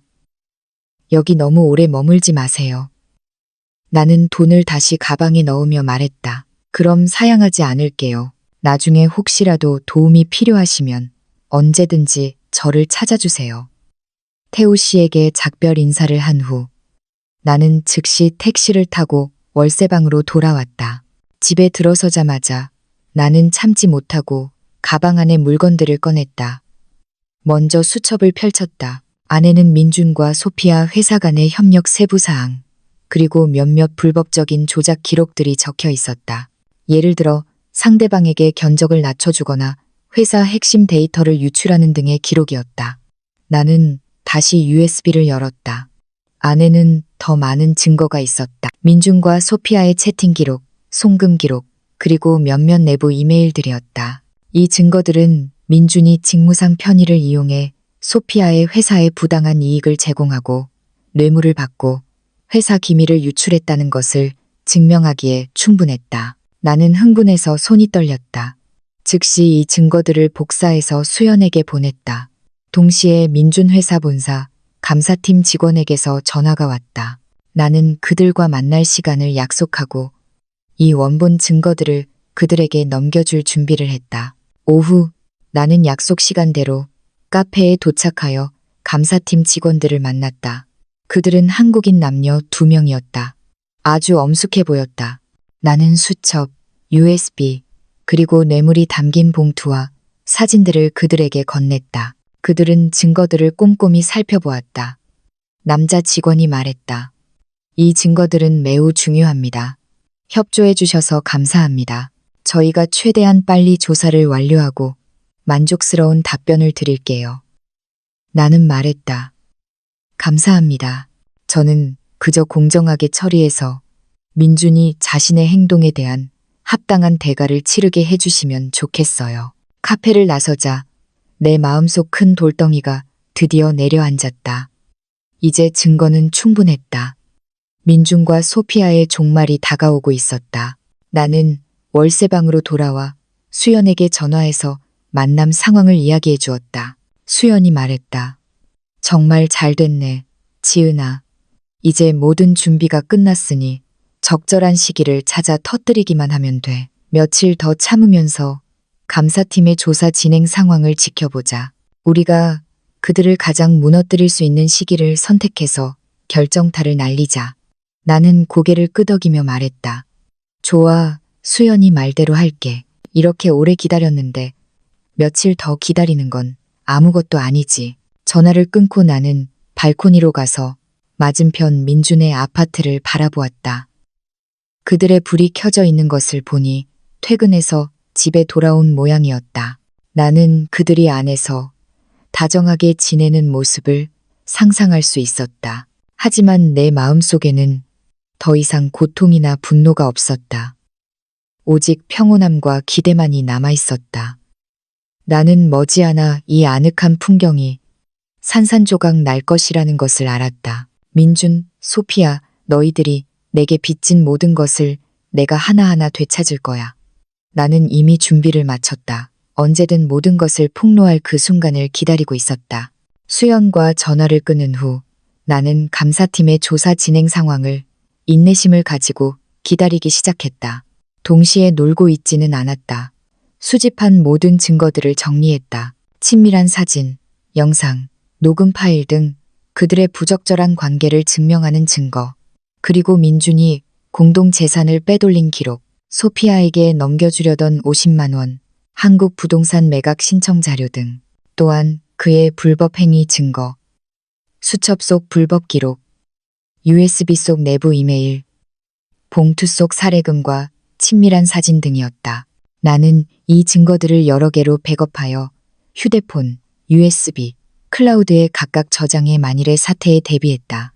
이 모든 작업을 마친 후 나는 모든 세부 사항을 고려하여 민준과 소피아에게 변명할 여지를 주지 않도록 모든 것을 폭로할 때 할 말을 머릿속으로 수없이 연습했다. 사흘 후 오후 수연에게서 전화가 왔다. 목소리에는 약간의 흥분이 섞여 있었다. 지은아, 좋은 소식이야. 내가 자세한 재산 이전 기록을 찾아냈어. 민준이 소피아 명의로 50만 원을 송금할 준비를 했을 뿐만 아니라 우리가 이전에 샀던 SUV 차량까지 몰래 팔아버렸어. 차량 판매 대금도 해외 계좌로 송금되었는데 이 계좌의 수혜자가 바로 소피아야. 내 마음이 쿵 하고 가라앉았다. 민준이 이렇게 잔인할 줄은 몰랐다. SUV 차량까지 팔아버리다니. 그 차는 우리가 결혼 후 함께 돈을 모아 샀던 것이었다. 비록 비싸지는 않았지만 우리의 많은 추억이 담겨 있었다. 나는 이를 악물고 말했다. 정말 여지를 남기지 않는구나. 국내 부동산은 보전 처분은 잘 됐어? 수연이 말했다. 걱정 마. 부동산 보전 처분은 이미 완료됐어. 중개인 쪽에서는 이미 매물 등록을 중단했어. 그리고 민준이 브라질에 개인 계좌도 하나 가지고 있는데 그 안에 돈이 꽤 많아. 그건 아마 그가 받은 뇌물일 거야. 이 증거들을 모두 감사팀에 넘겨줬어. 그들이 말하길 조사가 거의 마무리 단계라서 곧 결과가 나올 거래. 나는 말했다. 정말 잘 됐네. 그럼 모든 것을 폭로할 시기를 정해도 될까? 수연이 말했다. 응, 가능해. 감사팀이랑 이야기해봤는데 민준이랑 소피아의 협력 프로젝트가 성공적으로 마무리된 것을 축하하는 자리에서 폭로하는 게 좋겠다고 하더라. 그들이 알아본 바로는 민준이 소피아와 그녀의 아버지에게 잘 보이기 위해 회사 동료들과 협력사 사람들을 초청해서 축하 파티를 준비했대. 시간은 모레 저녁이야. 모레 저녁, 내 마음이 순간 흥분으로 가득 찼다. 이 시기는 너무나 적절했다. 이렇게 많은 사람들 앞에서 모든 것을 폭로하면 민준과 소피아는 순식간에 파멸할 것이고 그 효과는 분명 최고일 터였다. 수연이 말했다. 응, 바로 모레 저녁이야. 감사팀 직원들도 현장에 참석해서 조사 결과를 발표할 거야. 그때 당신은 모든 증거를 가지고 가서 사람들 앞에서 그들의 추악한 행위를 모두 폭로해. 그들이 도망갈 곳이 없도록. 나는 고개를 끄덕이며 말했다. 좋아, 모레 저녁으로 정하자. 그들이 무너지는 모습을 빨리 보고 싶어. 전화를 끊고 나는 발코니로 가서 맞은편 민준의 아파트를 바라보았다. 그들은 무언가를 정리하는 듯 했다. 모레 있을 축하 파티를 준비하는 모양이었다. 소피아의 얼굴에는 기쁜 미소가 가득했고 민준은 옆에서 바쁘게 움직이며 때때로 그녀에게 몇 마디 말을 건넸다. 아주 다정해 보였다. 나는 속으로 비웃었다. 마음껏 기뻐해라. 모레 저녁 내가 너희들을 천국에서 지옥으로 떨어뜨려 줄 테니. 나는 휴대폰을 꺼내 민준에게 메시지를 보냈다. 민준 씨, 요즘 괜찮아? 보고 싶어. 얼마 지나지 않아 민준이 답장했다. 응, 괜찮아. 그냥 일이 좀 바빠서. 나도 보고 싶어. 이 일 끝나면 영상 통화하자. 그의 위선적인 답장을 보니 역겨움이 치밀어 올랐다. 나는 답장했다. 응. 몸 조심하고 너무 무리하지 마. 메시지를 보내고 휴대폰을 옆에 던져두었다. 모레 있을 폭로를 위한 마지막 준비를 시작했다. 나는 모든 증거를 정리해서 검은색 가방에 넣었다. 그리고 태블릿 PC도 하나 준비해서 영상과 녹음 파일을 모두 저장해 현장에서 재생하기 편리하도록 했다. 다음 날 나는 일부러 백화점에 가서 단정한 옷을 한 벌 샀다. 폭로 현장에 가장 좋은 모습으로 나타나 민준과 소피아에게 그가 없어도 내가 얼마나 잘 살 수 있는지 보여주고 싶었다. 나는 미용실에 가서 머리도 하고 정교한 화장도 했다. 거울 속에 나는 눈빛이 확고했고 힘이 넘쳤다. 저녁, 수연에게서 또 메시지가 왔다. 지은아, 감사팀 사람들이랑 다 확인했어. 모레 저녁 7시에 민준이 빌린 아파트 건물 아래에서 만나기로 했어. 그들이 당신이랑 같이 올라갈 거야. 나는 답장했다. 응. 알았어. 그날 밤 나는 아주 편안하게 잠들었다. 오랫동안 나를 괴롭혔던 일이 드디어 종지부를 찍을 참이었다. 나는 더 이상 나약하고 불쌍한 여자가 아니었다. 나는 나 자신을 위해 정의를 되찾을 것이다. 모든 것을 폭로할 당일 나는 일찍 일어났다. 다시 한번 모든 증거를 확인했다. 빠진 것이 없는지 꼼꼼히 살폈다. 그리고 어제 산 새 옷을 입고 월세방 소파에 앉아 평온하게 저녁이 오기를 기다렸다. 오후 6시쯤 나는 민준이 빌린 아파트 건물 아래에 미리 도착했다. 감사팀 직원들이 이미 그곳에서 나를 기다리고 있었다. 지난번에 만났던 남자와 여자 2명이었다. 남자 직원이 다가와 나와 악수를 하며 말했다. 지은 씨, 저희는 준비 다 됐습니다. 나는 고개를 끄덕이며 말했다. 저도 준비 다 됐습니다. 우리는 아래층에서 30분 정도 기다렸다. 7시 정각 민준이 빌린 아파트 건물에서 음악 소리와 웃음소리가 들려왔다. 축하 파티가 이미 시작된 모양이었다. 남자 직원이 말했다. 가시죠. 올라갑시다. 나는 깊이 숨을 들이쉬고 가방을 꽉 쥐었다. 그들을 따라 아파트 건물로 걸어갔다. 엘리베이터 입구에 도착하자 나는 층 버튼을 눌렀다. 엘리베이터가 천천히 올라가는 동안 내 심장 박동도 점점 빨라졌다. 하지만 마음속은 이상하리만치 평온했다. 나는 다음 순간이 내 인생에서 가장 통쾌한 순간이 될 것이라는 것을 알았다. 엘리베이터 문이 열리자 복도에서 파티의 시끄러운 소리가 들렸다. 우리는 민준의 아파트 쪽으로 걸어갔다. 가까워질수록 소리는 더욱 커졌다. 민준의 웃음소리, 그리고 소피아의 애교 섞인 목소리가 들렸다. 내 눈빛은 차가워졌고 발걸음은 더욱 확고해졌다. 아파트 문에 도착하자 문은 살짝 열려 있었고 안에 시끄러운 풍경이 한눈에 들어왔다. 나는 문을 두드리지 않고 바로 문을 열고 들어섰다. 순간 안의 음악 소리와 웃음소리가 모두 멈췄다. 모든 사람의 시선이 나에게 집중되었다. 민준과 소피아도 고개를 돌렸다. 나를 본 순간 그들의 얼굴에는 놀라움과 당황함이 가득했다.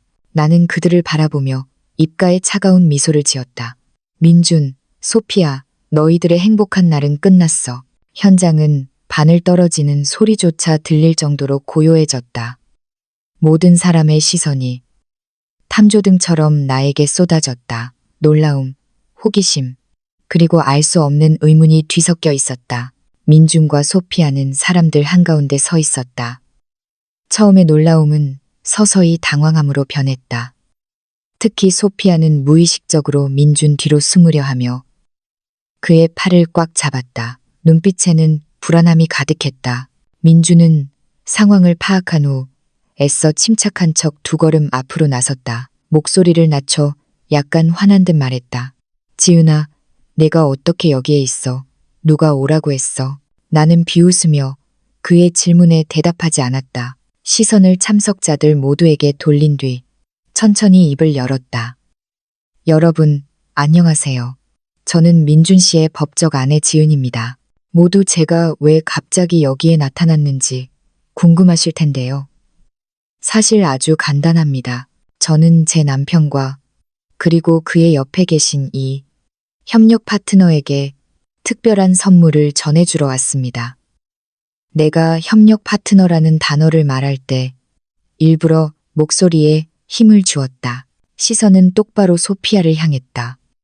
소피아의 얼굴은 순식간에 새하얗게 변했고 나와 눈을 마주치려 하지 않았다. 현장에 있던 사람들도 내 말의 숨은 뜻을 알아차리고 웅성거리기 시작했다. 민준과 소피아를 바라보는 시선은 모호함과 의심으로 가득 찼다. 민준의 얼굴은 새파랗게 질렸고 나를 향해 낮은 목소리로 소리쳤다.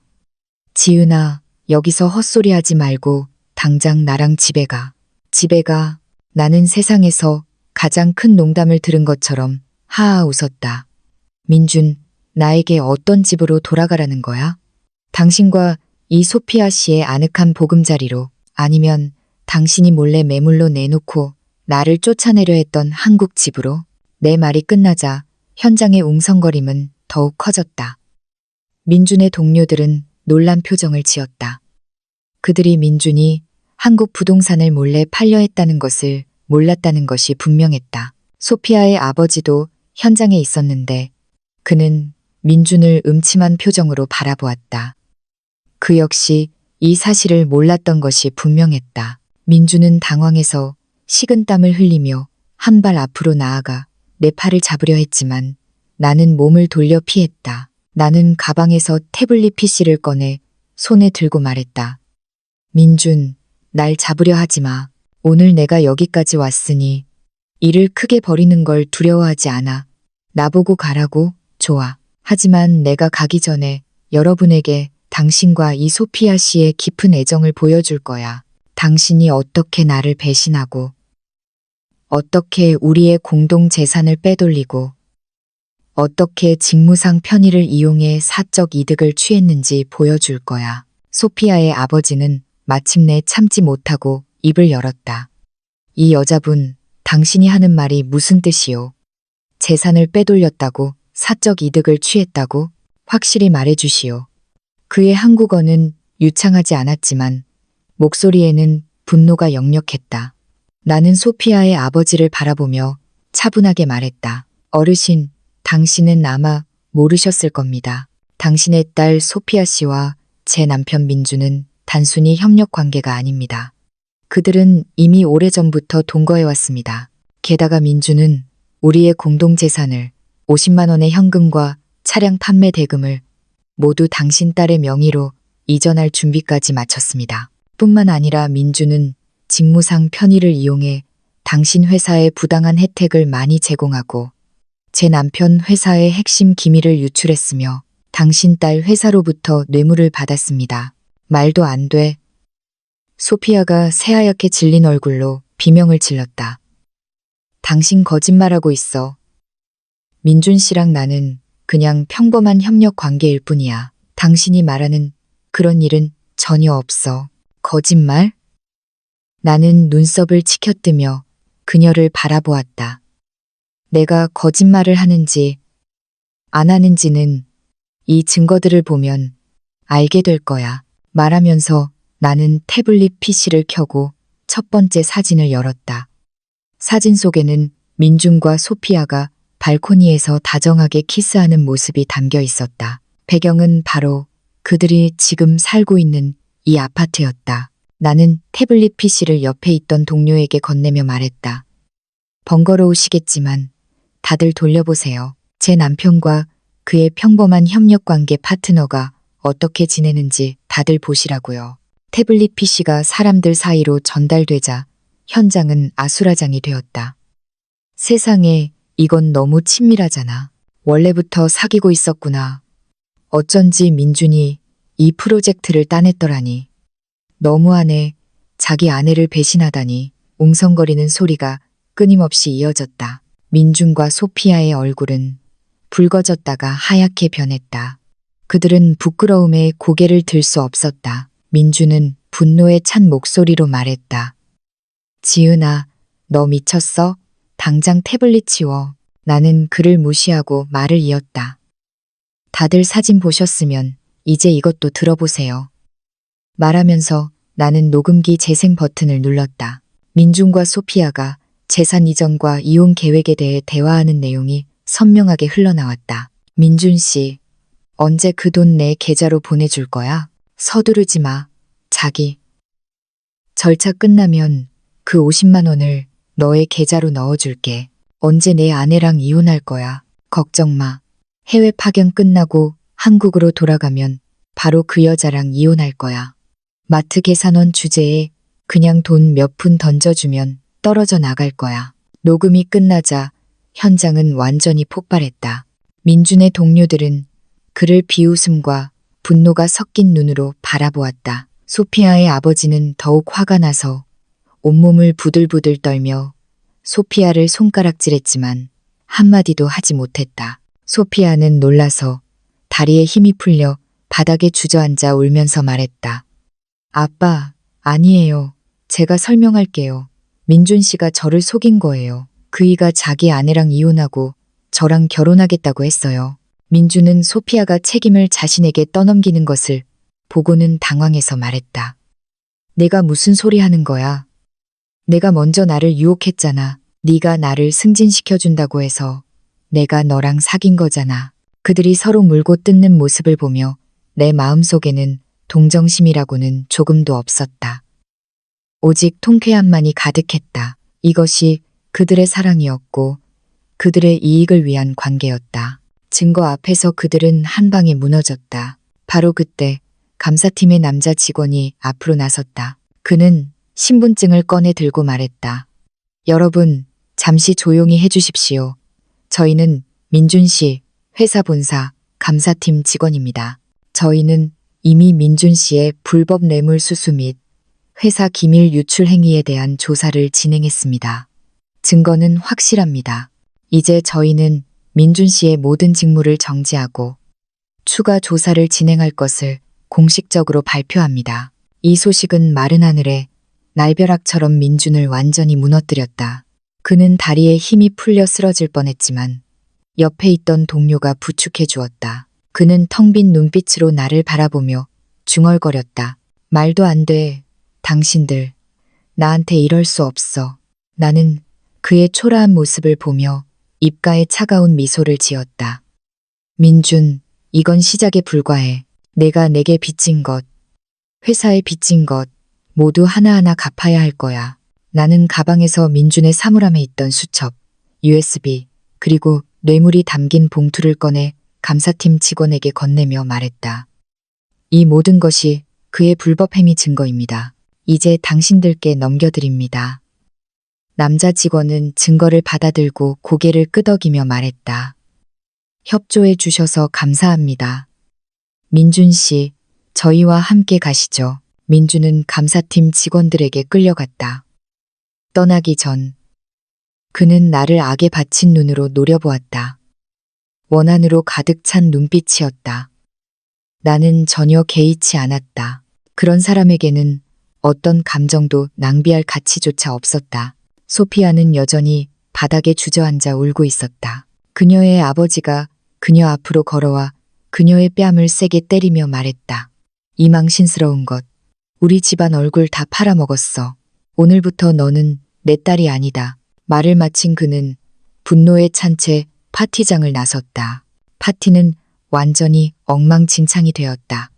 현장에 있던 사람들은 모두 소피아를 경멸하는 눈으로 한 번 본 뒤 하나둘 떠나갔다. 곧 아파트 안에는 나와 바닥에 주저앉아 울고 있는 소피아만 남았다. 나는 그녀 앞으로 걸어가 내려다보며 말했다. 소피아, 이게 네가 원하던 결과야? 다른 사람의 결혼을 파괴하고 외지인과 결탁하여 이득을 취하면 결국 자업자득이라는 것을. 소피아는 고개를 들었다. 눈물로 얼룩진 얼굴이었다. 그녀의 눈빛은 후회와 절망으로 가득했다. 나는 더 이상 그녀에게 아무 말도 하지 않고 몸을 돌려 이 더럽고 배신으로 가득 찬 아파트를 나섰다. 아파트 건물을 나서자 밤바람이 얼굴에 불어와 상쾌함을 느끼게 했다. 오랫동안 나를 괴롭혔던 일이 드디어 결말을 맺었다. 아파트 건물을 나선 지 얼마 되지 않아 뒤에서 소피아가 목이 터져라 울부짖는 소리와 물건을 집어던지는 소리가 들려왔다. 돌아보지 않아도 나는 짐작할 수 있었다. 그녀는 분명 완전히 무너져서 민준과 함께했던 달콤한 시간을 증명했던 모든 물건에 쌓였던 분노를 쏟아내고 있을 터였다. 나는 조금도 멈추지 않고 확고하게 앞으로 걸어갔다. 그런 더러운 사람들과 장소는 다시는 보고 싶지 않았다. 월세방으로 돌아와 나는 가장 먼저 문을 잠갔다. 그리고 소파에 주저앉았다. 오랫동안 긴장했던 신경이 드디어 풀렸다. 눈물이 통제할 수 없이 흘러내렸다. 이것은 억울함의 눈물이 아니라 해방감의 눈물이었다. 나는 마침내 배신으로 가득했던 이 결혼을 내 손으로 끝냈고 나 자신을 위해 정의를 되찾았다. 나는 휴대폰을 꺼내 수연에게 전화를 걸었다. 목소리에는 약간의 흐느낌이 섞여 있었다. 수연아, 나 성공했어. 모든 증거를 공개했고 민주는 감사팀에 끌려갔어. 소피아도 아버지에게서 쫓겨났어. 수연은 전화 저편에서 흥분한 목소리로 말했다. 정말 잘 됐네, 지은아. 내가 당신이 해낼 줄 알았어. 정말 대단해. 지금 기분 어때? 어디 불편한 데는 없어? 나는 눈물을 닦으며 웃으며 말했다. 괜찮아. 그냥 좀 피곤해. 지금 마음이 정말 편해. 천근만근의 짐을 내려놓은 것 같아. 수연이 말했다. 피곤하면 푹 쉬어. 앞으로의 일은 나에게 맡겨. 최대한 빨리 이혼 소송을 진행해서 당신이 응당받을 재산을 찾아줄게. 브라질에도 너무 오래 있지 말고 빨리 한국으로 돌아와서 새로운 환경에서 새 삶을 시작해. 나는 고개를 끄덕이며 말했다.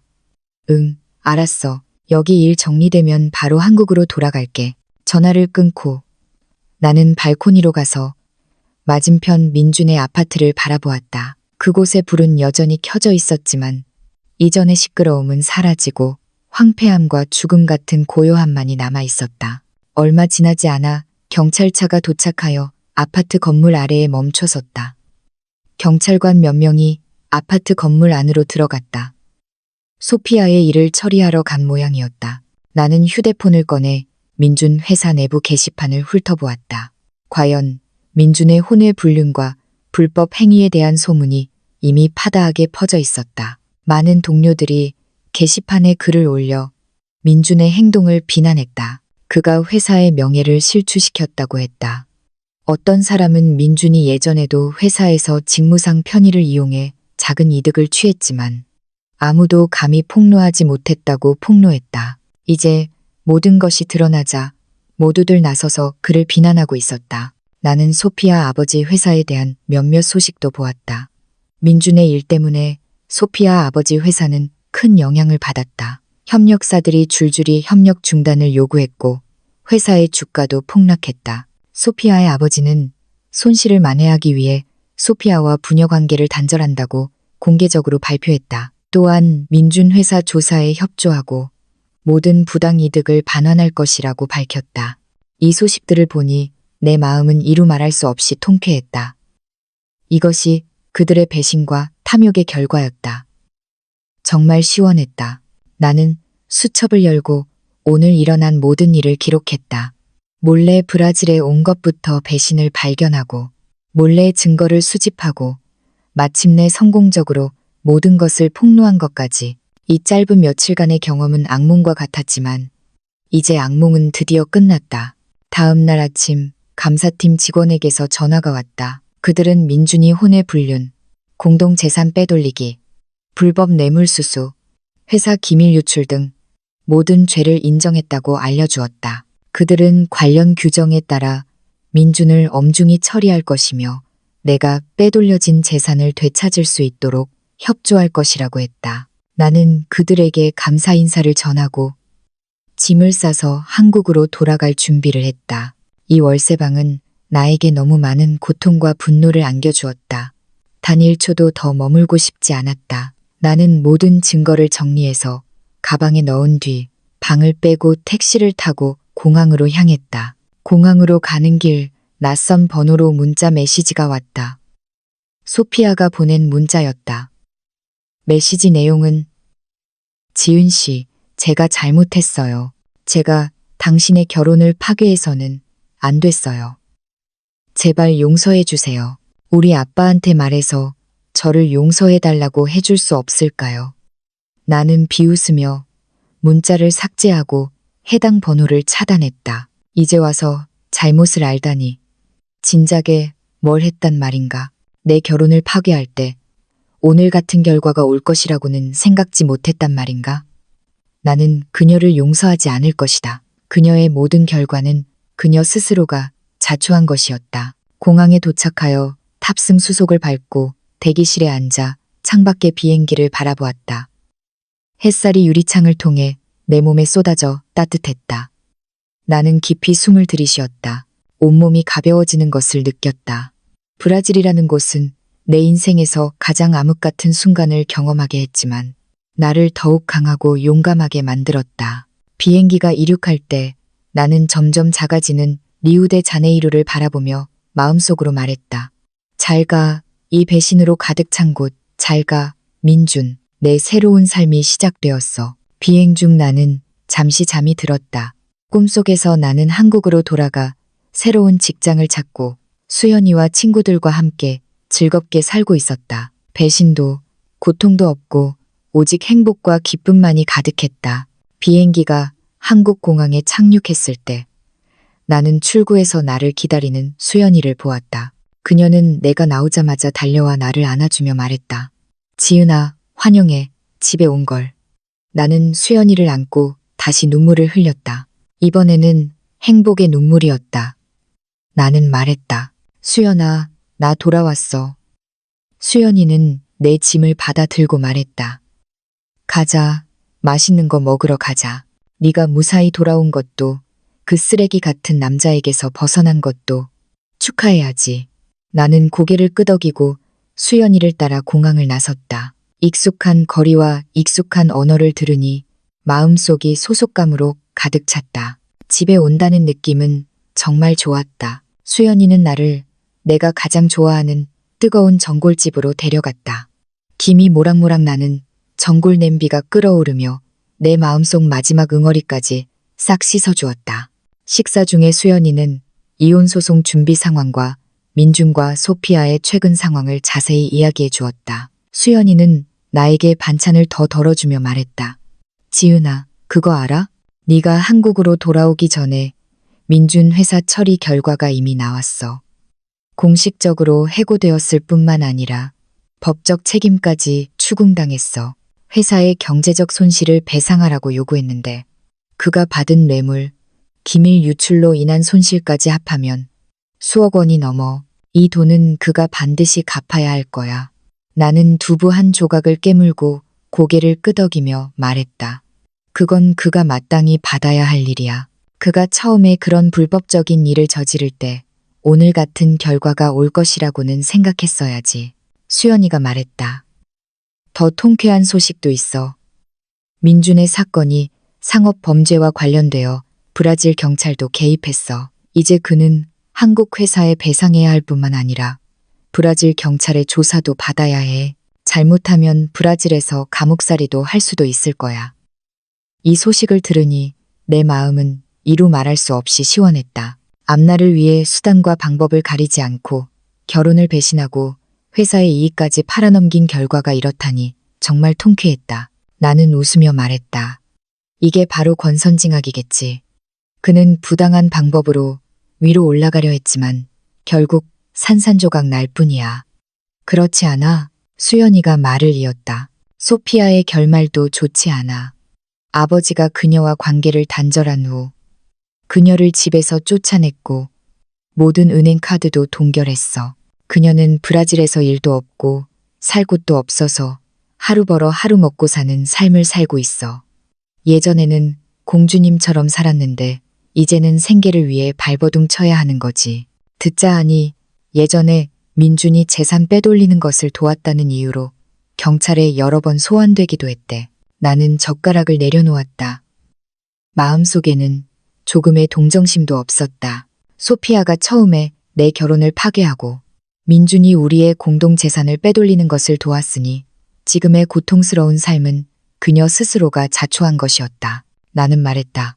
그녀도 자업자득이지. 만약 그녀가 욕심내지 않고 다른 사람의 가정을 파괴하지 않았다면 오늘 같은 처지에 놓이지 않았을 거야.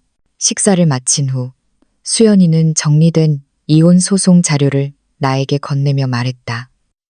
이게 이혼 소송에 필요한 모든 자료야. 민준의 혼외 불륜, 공동재산 빼돌리기, 불법 범죄에 대한 모든 증거를 첨부했어. 법원에서 이미 이 사건을 접수했고 재판 날짜는 다음 달 초로 잡혔어. 나는 자료를 받아들고 꼼꼼히 살펴보았다. 증거는 매우 완벽했다. 영상, 녹음 파일부터 재산 이전 기록, 회사의 처리 문서까지 모든 것이 갖춰져 있었다. 이 증거들이 있으니 이혼 소송은 분명 순조롭게 진행될 것이고 나도 내 모든 것을 되찾을 수 있을 터였다. 나는 말했다. 수연아, 고생 많았어. 그동안 네 덕분에 내가 여기까지 올 수 있었어. 아니었으면 정말 어떻게 해야 할지 몰랐을 거야. 수연이는 내 손을 두드리며 말했다. 뭘 그런 걸 가지고 그래. 우리는 가장 친한 친구잖아. 내가 안 도우면 누가 돕겠어? 걱정 마. 재판할 때 내가 같이 가서 당신이 최대한의 권리를 주장할 수 있도록 도와줄게. 며칠 동안 나는 마음을 정리하며 수연이와 함께 재판 관련 사항들을 준비했다. 예전에 민준과 관련된 물건들을 모두 찾아내 포장해서 창고에 넣어두었다. 한때 달콤한 추억으로 가득했던 그 물건들을 바라보았지만 내 마음속에는 더 이상 동요가 없었다. 그 추억들은 이미 민준의 배신으로 깨끗이 씻겨 내려갔다. 그동안 민준의 부모님이 나에게 여러 번 전화해서 민준을 용서하고 이혼 소송을 철회해달라고 부탁했다. 민준의 어머니는 전화로 울면서 말했다. 지은아, 민준이가 잘못한 거 알아. 그이가 한순간의 실수로 잘못을 저지른 거야. 제발 한 번만 더 기회를 줘. 우리 가족 모두 행복하게 살자. 나는 차갑게 말했다. 아주머니, 그이는 한순간의 실수가 아니에요. 계획적으로 한 일이에요. 그는 저를 배신했을 뿐만 아니라 우리의 공동재산을 빼돌리고 불법 범죄까지 저질렀어요. 그런 사람을 저는 용서할 수 없어요. 이혼 소송도 철회하지 않을 거예요. 민준의 아버지는 옆에서 전화를 가로채 화난 목소리로 말했다. 지은아, 너무 심한 거 아니야? 민준이가 지금 이렇게 됐는데 너는 끝까지 몰아붙일 셈이야. 천벌받을까 무섭지도 않아? 나는 비웃으며 말했다. 끝까지 몰아붙인 건 그이 자신이에요. 제가 아니에요. 그이가 그런 짓을 할 때 천벌받을 거라고는 생각 안 했나요? 이제 그이가 벌을 받을 차례인데 당신들은 저를 비난하는군요. 분명히 말해두는데 소송 철회는 불가능해요. 말을 마친 나는 바로 전화를 끊고 그들의 번호도 차단했다. 민준의 부모님이 분명 또 나를 찾아올 것이라는 것을 알았지만 나는 이미 준비를 마쳤다. 그들의 애원 때문에 마음 약해지지 않을 것이다. 민준은 자신의 행동에 대한 대가를 치러야 했다. 재판 며칠 전 감사팀 직원에게서 연락이 왔다. 그들은 민준이 빼돌린 재산을 모두 되찾아 주었다고 했다. 50만 원의 현금, 차량 판매 대금, 그리고 민준이 브라질에서 받은 뇌물의 일부까지. 그들은 이 돈을 모두 내 계좌로 송금해 주었고 관련 증빙 서류도 넘겨주었다. 돈을 받은 순간 내 마음은 완전히 놓였다. 이 모든 것은 내가 마땅히 받아야 할 것이었고 민준이 내게 빚진 것이었다. 나는 증빙 서류를 정리해서 다른 증거들과 함께 보관했다. 재판할 때 법원에 제출할 준비를 했다. 재판 당일 나는 단정한 옷을 입고 수연이와 함께 법원으로 들어섰다. 민준은 여전히 브라질 경찰의 조사를 받고 있었기 때문에 참석하지 못했고 변호사만 대리 출석했다. 그의 변호사는 법정에서 그를 변호하려 애썼다. 그가 브라질에서 업무 스트레스가 커서 한순간의 충동으로 잘못을 저질렀으니 법원에서 선처를 베풀어 달라고 했다. 수연이는 즉시 반박했다. 판사님, 피고 민준 씨의 행위는 한순간의 충동이 아니라 계획적인 일이었습니다. 저희가 제출한 증거는 그가 이미 1년 전부터 소피아와 결탁하여 부부 공동재산을 빼돌리기 시작했고 직무상 편의를 이용해 사적 이득을 취했다는 것을 증명합니다. 그의 행위는 결혼을 배신했을 뿐만 아니라 법률을 위반하여 원고에게 막대한 정신적, 경제적 손실을 입혔습니다. 저희는 법원에 원고와 피고의 이혼을 선고하고 부부 공동 재산을 법에 따라 분할하며 피고 민준 씨가 유책 배우자로서 재산을 적게 분할받거나 아예 분할받지 못하게 하고 원고의 정신적 손해배상금을 지급할 것을 청구합니다. 수연이는 모든 증거를 판사에게 제출했다. 판사는 증거를 꼼꼼히 검토하고 관련 상황을 질문한 뒤 마침내 법정에서 판결을 선고했다. 나와 민준의 이혼을 허락하고 민준은 유책 배우자로서 부부 공동 재산을 적게 분할받으며 한국 부동산과 되찾은 재산은 모두 내 소유가 되었다. 민준은 나에게 1억 원의 정신적 위자료도 배상해야 했다. 판결 결과를 들은 순간 내 마음은 이루 말할 수 없이 평온했다. 배신으로 가득했던 이 결혼은 드디어 완전히 끝났다. 나는 이겼다. 내 모든 것을 되찾았을 뿐만 아니라 민준에게 합당한 처벌을 받게 했다. 법원을 나서자 햇살이 내 몸에 쏟아져 따뜻하고 밝았다. 수연이는 기뻐하며 나를 안아주었다. 지은아, 축하해. 드디어 해방이야. 나는 웃으며 말했다. 고마워, 수연아. 네가 없었다면 내가 여기까지 올 수 없었을 거야. 이혼 판결이 확정된 후 내가 가장 먼저 한 일은 한국 집을 새로 인테리어하는 것이었다. 이전의 인테리어는 온통 나와 민준의 추억으로 가득했다. 이제 나는 그 흔적들을 완전히 지우고 이곳을 진정으로 나만의 집으로 만들고 싶었다. 인테리어 기간 동안 나는 수연이네 집에서 지냈다. 수연이는 내가 혼자 이런저런 생각에 잠길까봐 매일 퇴근 후 나와 함께 이야기하고 산책했다. 요가와 플로리스트 수업에도 나를 데리고 다녔다. 그녀의 보살핌 덕분에 나는 서서히 이혼의 그림자에서 벗어났고 얼굴에는 웃음이 점점 더 많아졌다. 나는 새로운 직업도 찾았다. 더 이상 예전의 마트 계산원이 아니었다. 나는 스스로의 노력으로 한 서점 체인의 점원이 되었다. 나는 어릴 때부터 책 읽기를 좋아했다. 이 직업은 다양한 책들을 접할 수 있게 해주었고 나 스스로를 차분하게 가라앉히고 성찰할 수 있게 해주었다. 나는 서점 일을 특히 좋아했다. 일이 비교적 편했고 동료들도 모두 친절했다. 매일 책을 정리하고 손님을 맞이하며 가끔 손님들과 책 속 이야기에 대해 나누는 일상은 충만하고 의미 있었다.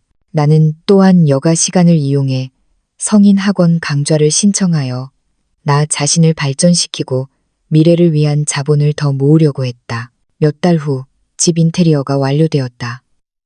나는 수연이와 친한 친구 몇 명을 초대해 집들이를 했다. 새로운 인테리어는 간결하면서도 아늑했다. 통유리창을 통해 햇살이 들어와 집 전체가 따뜻했다. 친구들은 모두 나를 위해 기뻐했다. 내가 마침내 과거에서 벗어나 나다운 삶을 살게 되었다고 말했다. 식사 중에 수연이는 우리에게 민준의 최신 소식을 전해주었다. 그녀가 말했다. 지은아, 그거 알아? 민준의 사건 판결이 나왔어. 업무상 배임 및 비리 혐의로 브라질에서 3년형을 선고받았대. 그의 가족은 빚을 갚기 위해 고향 집까지 팔았고 지금은 아주 비참하게 살고 있대. 내가 반찬을 덜던 손이 멈칫했지만 이내 차분하게 말했다. 알았어. 그의 결말은 그 스스로가 자초한 일이야. 나랑은 상관없어. 지금의 나는 더 이상 그를 미워하지 않아. 그의 어떤 일에도 관심 없어. 그는 내 인생에 스쳐 지나가는 인물 같아. 비록 상처를 남겼지만 나를 많이 성장시켜 주었어. 수연이는 웃으며 말했다. 내가 그렇게 생각하니 다행이다. 예전에 안 좋았던 일들은 다 잊어버리고 앞으로 우리 모두 행복하게 잘 살자. 나는 고개를 끄덕이고 잔을 들었다. 그래, 다 잊어버리자. 우리 건배하자. 앞으로 우리 모두 더 잘 되기를. 친구들은 모두 잔을 들고 부딪혔다. 즐거운 웃음소리가 집 전체를 가득 채웠다. 이날은 내가 이혼 후 가장 행복했던 날이었고 내 새로운 삶의 아름다운 시작이었다. 나중에 나는 다른 사람에게서 소피아의 소식도 들었다. 그녀는 브라질에서 더 이상 버틸 수 없어 자신의 나라로 돌아갔다고 했다. 하지만 이전에 민준이 재산을 빼돌리는 것을 도왔던 일 때문에 그녀의 명성은 완전히 추락했다. 아무도 그녀와 협력하려 하지 않았고 아무도 그녀와 결혼하려 하지 않았다. 그녀는 작은 식당에서 아르바이트를 하며 궁핍한 삶을 살 수밖에 없었다. 이 소식들을 들었지만 내 마음속에는 어떤 연민도 없었다. 권선징악, 인과응보, 그들이 심었던 악한 씨앗은 이제 마침내 악한 결과를 맺었다. 그리고 나 또한 이 모든 일을 겪은 후 나만의 행복을 찾았다. 서점에서 일하면서 나는 준영이라는 남자를 알게 되었다. 그는 한 출판사의 편집자였고 자주 서점에 책을 고르러 왔다.